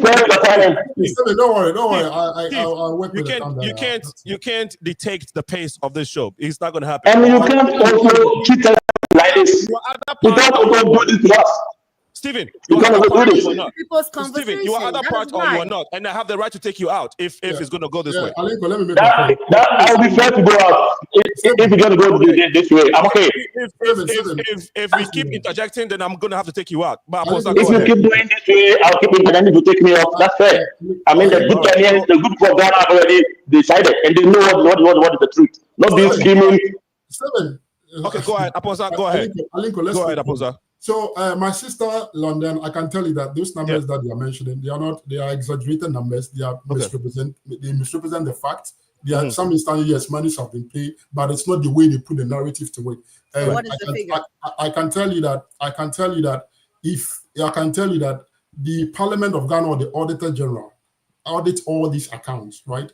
And if there are any issues with it, anybody, who misappropriate or does anything wrong, the laws are there. The laws will deal with those persons. It doesn't matter whether they are in my party or they're not in my party. The former so deputy don't be alarmed by those numbers.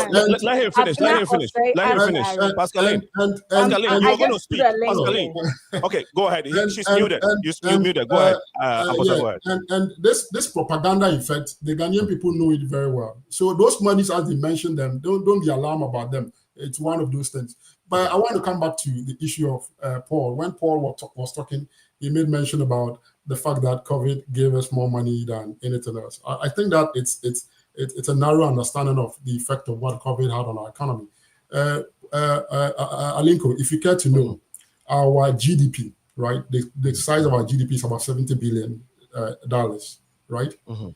And that $70 billion, that GDP was growing by like some 6% on average before COVID hit. When COVID hit, that GDP growth went to 0.1. Do you know what it means for an economy that was growing 6.5% on average to go to 0.1? Do you know the economic momentum you lose? Do you know the economic output that is lost within that period? And you are telling me that COVID gave you 7 billion. Even if COVID gave you 10 billion fiscal cash, you can never compensate for that loss of output economically. So sometimes when we talk about these things, we just throw around numbers and confuse everybody. I would have preferred no COVID for that economy that was growing at 6.5% to be growing at 6.5%, and for that momentum that was in the economy to be sustained, and for all the risk that materialized in COVID. Essentially, what COVID did to us is that before COVID, Ghana had what the IMF called vulnerabilities.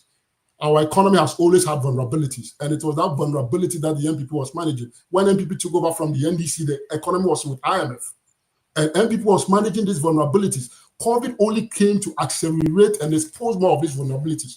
So without COVID, we would have still been managing these vulnerabilities, and the risk would have never materialized, for all you know, because the fact that you have a potential risk there doesn't mean that necessarily the risk materialized. I can give you an example. So those were the things that we were doing whilst we were with the IMF.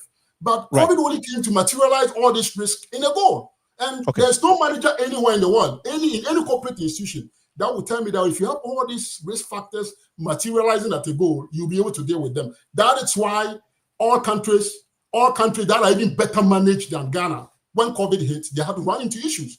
Because that is the fact of I think you'd be fair with me that you mentioned, you started the point with the COVID, so we understand the COVID case. So you're making the case for the downturn of the economy as a result of COVID, and so point made, right? And you also talked about so you liken you mentioned how the $12 million that was paid to Palugu was not necessarily the entire project, but it was a phase of it. It was one part of the project. It was one phase of the project. So that is not its entirety. So I wanted to give you another example of monies that was paid to a project that was supposed to have been completed, which has not been completed, which is why I mentioned the National Cathedral. And you said that $58 million is crazy, it's a crazy amount. Now I'm quoting a source that says that Ghana spent 39 million Ghana cedi, which when you convert into dollars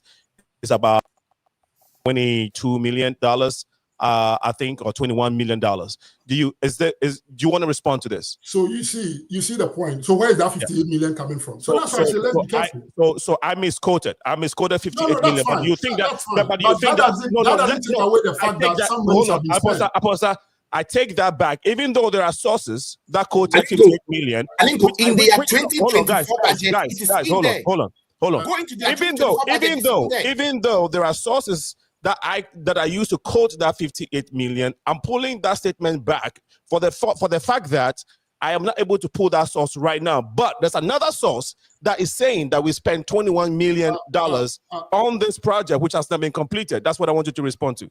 Alinko, can we speak to their budget? Can we speak to their budget? Alinko, Yeah. The cathedral was never going to cost. It was going to cost way more than even the $51 million. Okay. So if somebody presented that, oh, we spent $21 million on the project that has not been completed, it looks like, I mean, the project was supposed to have been completed by that $21 million. Of course, is it fair to have spent 21 on the foundation of the project alone for 8 years? Well, you are talking about 8 years. I don't think the cathedral started in 2017. I don't think that was when the concept of the cathedral started. And then also, let's say in 4 years. How about 4 years? I'm coming. Also, within the period, you know that COVID has slowed a lot of the project that we were doing.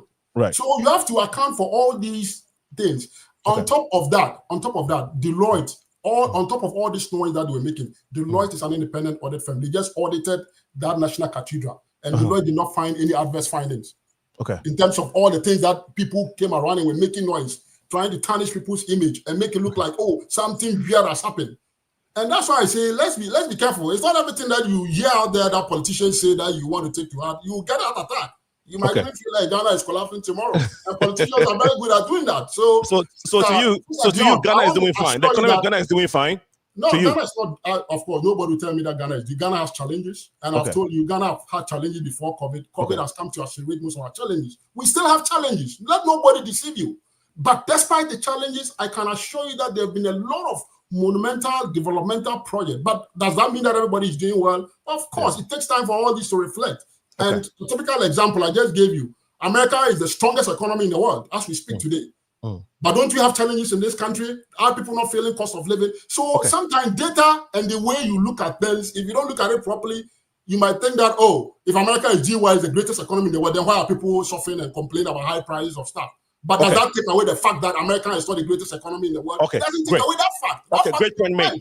Great point made. Let's bring Pascal in. Be very careful. The conversations are not as simple as we make it look like. It's a linear situation. It's very nuanced. It's very nuanced. Aponsa, because we will come back next week Tuesday because the following week is the elections. The elections is not this coming Saturday, the following Saturday. So next week Tuesday we'll be here. For those who can make it, please come. There are others who couldn't make today. We can continue this because we have not discussed. We haven't even talked about national security and all of that yet. So we're still on the economy, and there's a lot of talk, a lot of things to talk about, which is including Galamsey, and some of the environmental issues that the country is going through now. So, Pascaline, please go ahead and make your comment real quick, and I can bring Paul back. Sorry, I'm sorry, Pascaline, you were muted, so that was my fault. Go ahead. We can hear you now. Okay, sorry. So I feel like one thing that Aponsa and Stephen have been doing a good part of this show is playing ostrich. And I'm going to say it as blunt as I can say it, because what Aponsa is trying to say is, yes, we all know that, like Stephen also made his own analogy that the fingers are not the same, which is fine. But then at the end of the day, in America, if we want to take people who are living hungry, amongst every 100 Americans, you would only get a proportion of not even up to 10 people being hungry out of the pool of 100, your sample size of 100 people. Same as when you go to Ghana, you go and there's a sample within a space of 100 people. There's a probability you get more, about up to 40 people saying they haven't eaten. So then, of course, both of them have people saying that, oh, we are having hardship and blah. But look at the number of people that are having these hardships versus in Ghana versus the number of people having that same hardship in America. So what you're saying, I really do not grasp where his line of thinking is.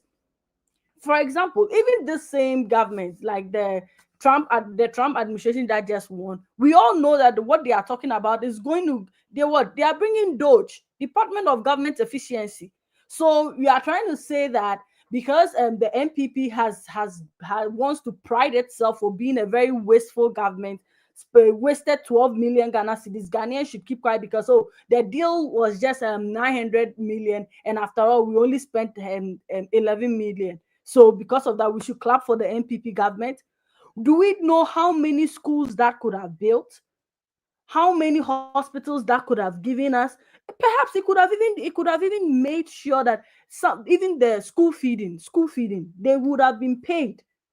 So that money goes down the drain, and you think that it's okay for us to just accept it. I'm really struggling to understand the logic of it. And even to the National Cathedral. After all, we are going to pray in the National Cathedral, and you're saying it's okay. Let me even mention in Ghana cedi terms, 338 million Ghana cedis. It's okay for that to go down the drain. Oh, but after all, the whole thing is 1 billion, and if we've only wasted 338 million on the foundation, it's fine. Right. Is it all of us that want to go and pray in the National Cathedral? So why must it be all of us, our money, that must go and build the National Cathedral? That is really a lot, and I really don't understand this. Okay, so to you, that's government misappropriating funds. That's very wasteful government. Okay, very wasteful. Okay, yes, your point, Paul. You can close us. We only have a few minutes to wrap up, so go ahead, Gertrude.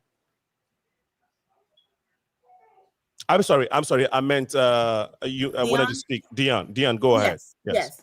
Quick, and I'll be done. So Nanaya Wasari Ponsa said something about it's not 50-something million, but it's 21 million. And I'm just sitting over here like, whether it's $58 million or whether it's $21 million.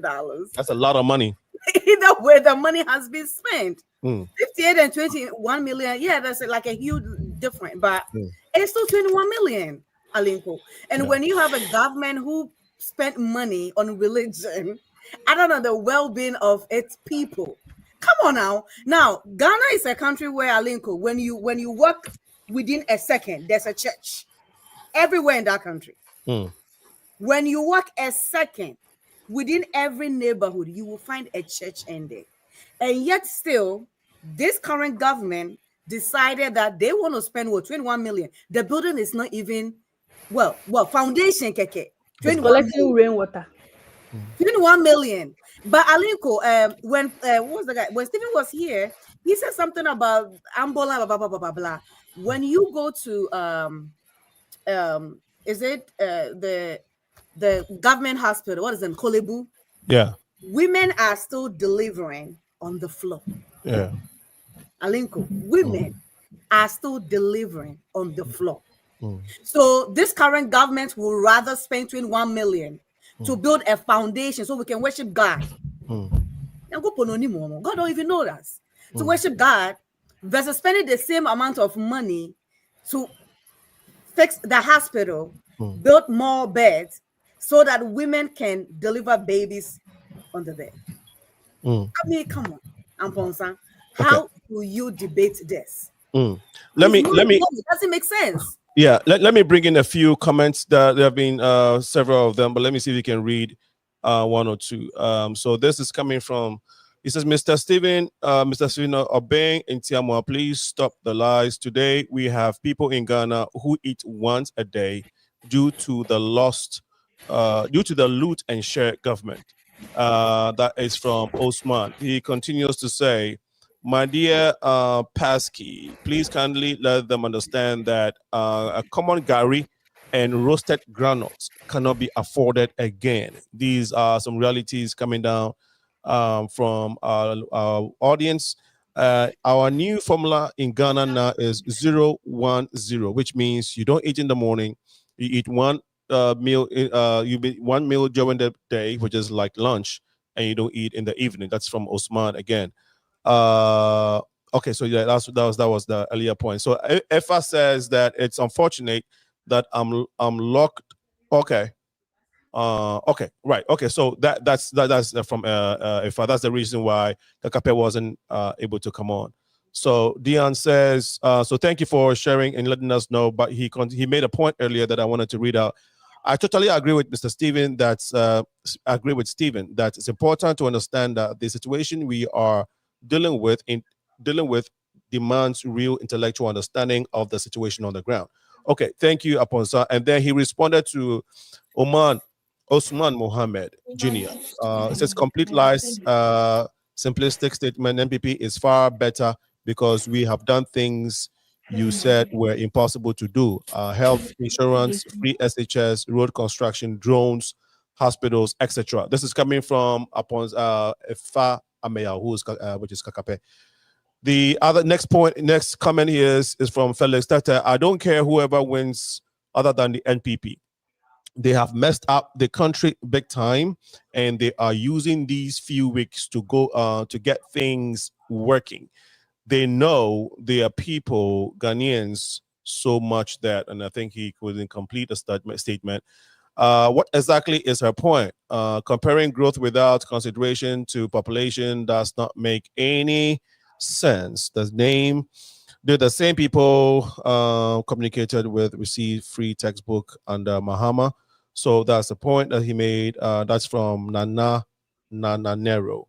And then let's see if we can get something from somebody else. Golden Age says, our country is depleting and you are here defending. Let's be frank and stop these politics. The country is deteriorating. That is from the Golden Age.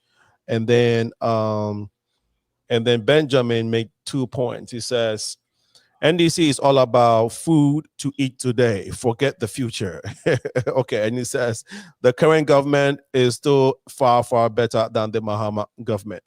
We are 2 minutes past time. However, we'll give a few more minutes to Paul to get his point in. Trudy, you've been listening quietly. I don't know if you have any other points to make. If not, I can bring Paul in to close us, and then we can attempt to have this conversation again next week, Tuesday. Go ahead, get Trudy, if you have any points. Yeah, so let's give Mr. Paul, the last word. I don't have anything to say. I just wish, well for our people back home, the everyday people, who are struggling, who, they just want basic stuff to be done for them. And I hope that we see things in that light, that we are out for the masses people, we are out for the very common people who might not be privileged to afford certain things that other people. So it should be a government for all, not government for a few.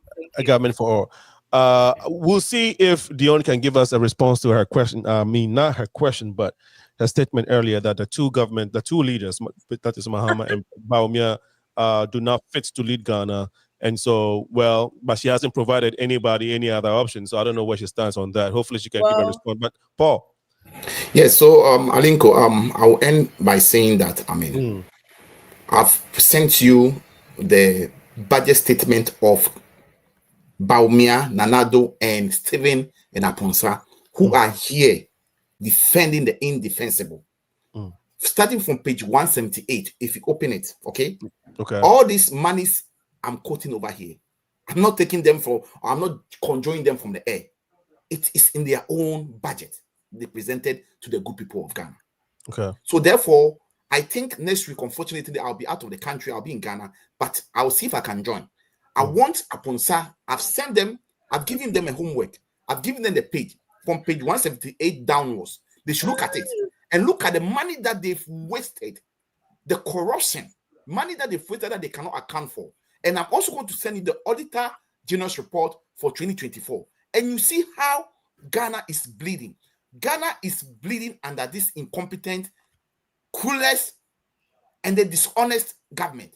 If Ghanaians make any mistake and they allow dishonest Bawumia, who cannot be truthful to himself, who now has run away from the economic messiah and economic whiskey, to Mr. Digitalization.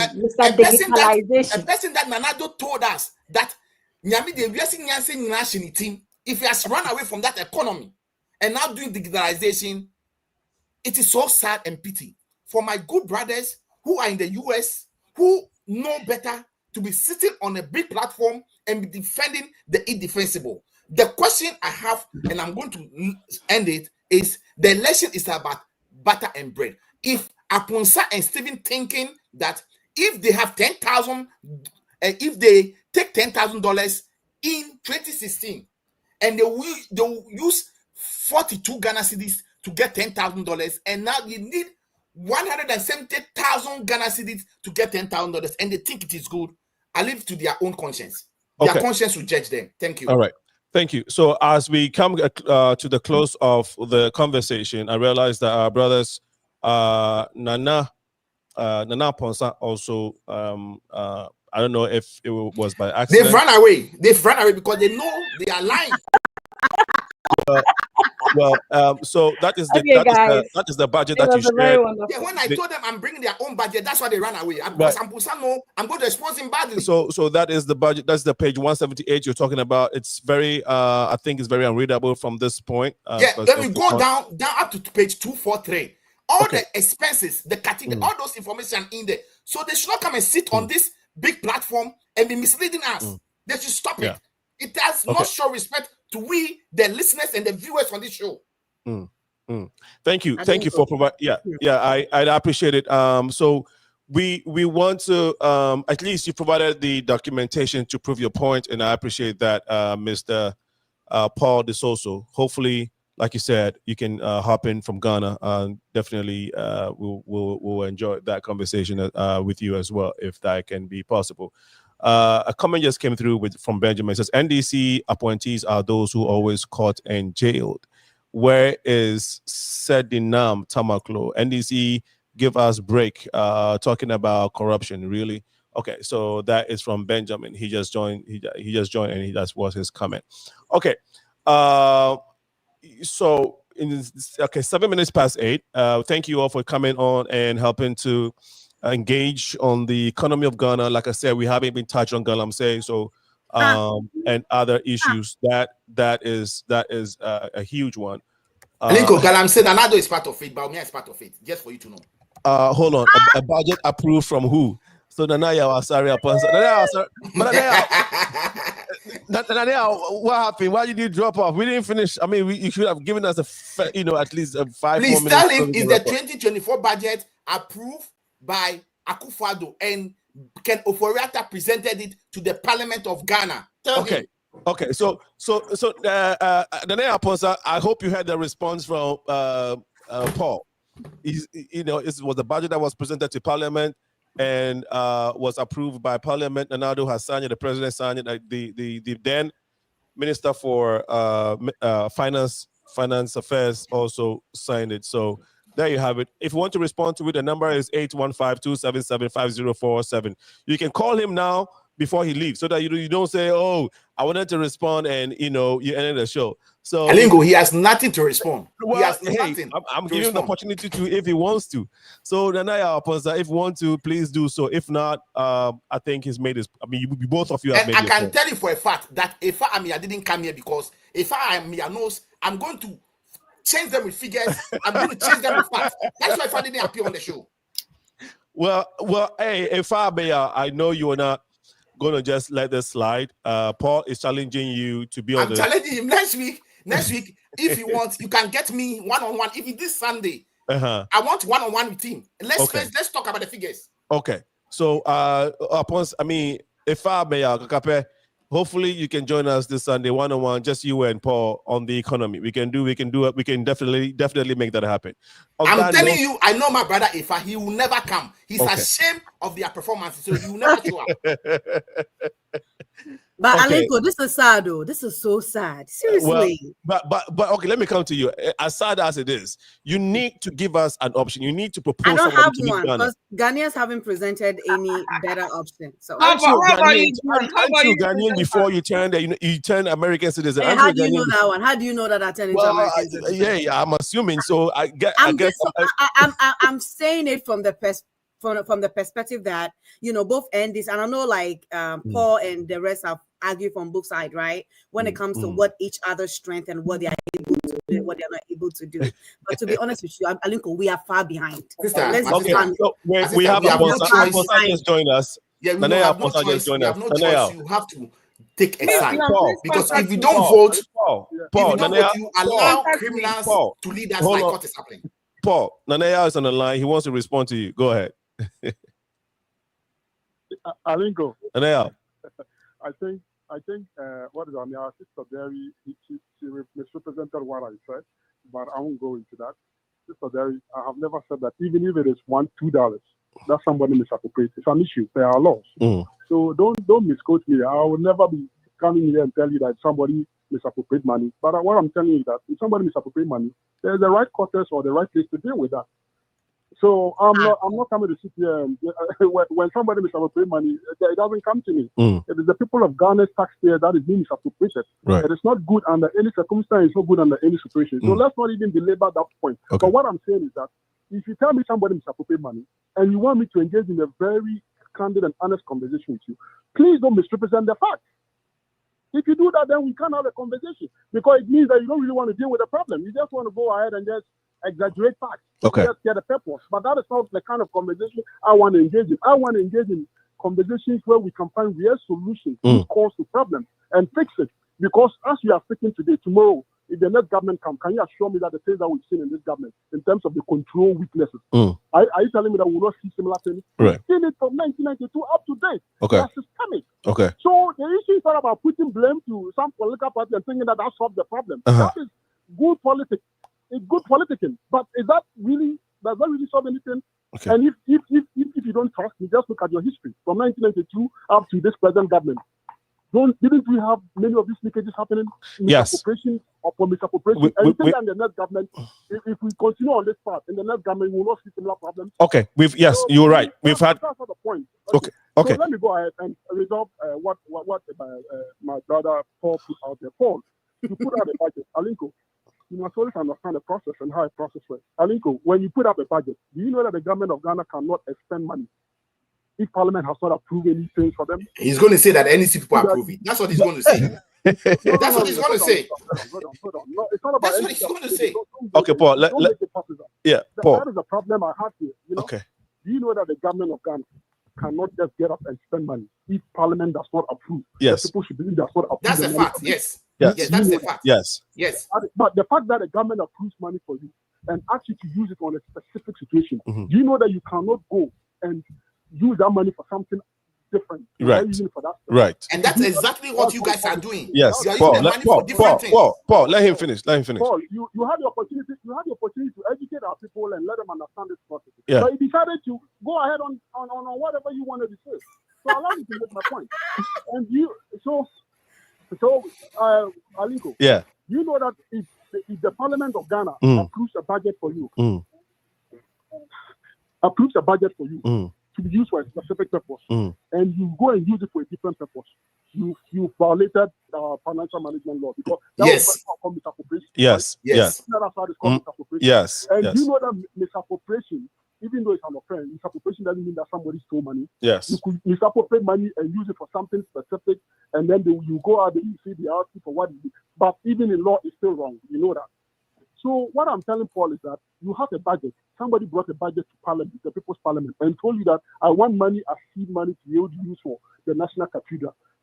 Our Parliament did not ask them how much money are you talking about here, what is seed money. They just left it open. I'm trying to tell you the weaknesses about some of our institutions that allow some of these things to go on. It is the criminality of the MPP government, not our institution. Hold on. No, it's not about MPP and NDC. The MPP and NDC were also in that Parliament when the government came with a budget, and they approved it without questioning or asking the right question. And you and I will pay all these people money. 275 parliamentarians that will pay taxpayers money from our coffers. They could not question and ask better questions on our behalf, and then they let the government go, and then the government then go ahead and spend money. He's not playing the neutrality. He's playing the neutrality now. No. He's playing the neutrality now. That is what Paul does not appreciate, because we are letting people who are supposed to work on our behalf. Yeah. We are letting them go. Nanea. And if we continue to do that, Paul, we'll have problems with our country. I know, Nanea. Maybe Alinko, I want him on Friday. Yeah. So hold on, Paul. So maybe Sunday or next week Tuesday Friday. It will be you. Paul, hold on. We'll set it up after this show. We'll set it up after this show. So because of time, okay. Because of time, Okay, all right. and you've made brilliant points, and I appreciate you calling in to at least counter the point that Paul made earlier. Okay. Yeah, Paul, when you're in Ghana, Paul, don't go and say because you're in Ghana, you didn't get internet. He'll be on. We'll make it happen. You have run away. You have run away from the show. You are telling me that when I'm in Ghana, I say I don't have internet. You and Stephen have run away from the show. So that's it. I think that it's 15 minutes past 8, and we gotta have we gotta break. Take a break, and then we'll come back. So Sure, thank you. Thank you so much, Paul and Dion, for keeping up with these guys. And I appreciate your contribution. But you need to give us a presidential candidate, someone to lead If I Ghana. find one, Oh, there still isn't one. on that note, we want to thank you all for those of you who have joined online on Facebook and YouTube to watch this show. We really want to thank you for your time and your patience. If I says he's ready for Sunday, if I waited for, you waited for Paul to leave before saying you're ready for Sunday, but well, hopefully we can get that set up. Ghana is the gateway to Africa. Ghana is our motherland. It's become the beacon of democracy in sub-Saharan Africa, at least. And all we want is for a thriving and a peaceful country. Whatever the case is, we have the intellect and we are resolute to be able to pick up where the pieces are. We know the country is struggling economically, politically, socio-politically too. We know things have not been too stable, but we are hoping that during these elections, during the forthcoming elections, it will be peaceful, and we would have the Ghana that we've had and known intact, so we can keep building on our democracy, on our young democracy. I want to thank all my guests who contributed. Hopefully we can get them back. I'm sure most of them will be back. So we will let you know whether it's going to be Friday, Sunday, but next week, Tuesday, definitely we'll be here talking Ghana again before the elections on Saturday, which is December 7th. Once again, thank you for being part of the conversation. My name is Senna, aka Alinko. Remember, to whom much is given, much is required. And quickly, I just want to remind you all too that if anybody wants, if you want to advertise your product or services, the Progressive Mind Show is always available to those who want to sponsor us, so we can promote your events, your businesses, whatever it is that you want to do. Please feel free to reach out to us.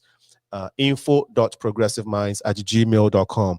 info.progressiveminds@gmail.com. You can also reach out to us on all our social media platforms. The Progressive Minds Show on all social media platforms. Reach out to us. We're also looking for volunteers in different ways. So any way you think you can contribute to this platform, please feel free to reach out to us. If you're looking for websites, logos, branding, and all kinds of graphic work done, reach out to us as well. info.progressiveminds@gmail.com. We produce some of the best graphic work at a very affordable price. And the number to ring is 815-409-9123. 815-409-9123 if you're looking to get your graphic work done, whether it's websites, logo, apps, and all of that. Again, to whom much is given, much is required. We shall see you very soon on this platform. Thank you. Have a wonderful evening. Bye-bye.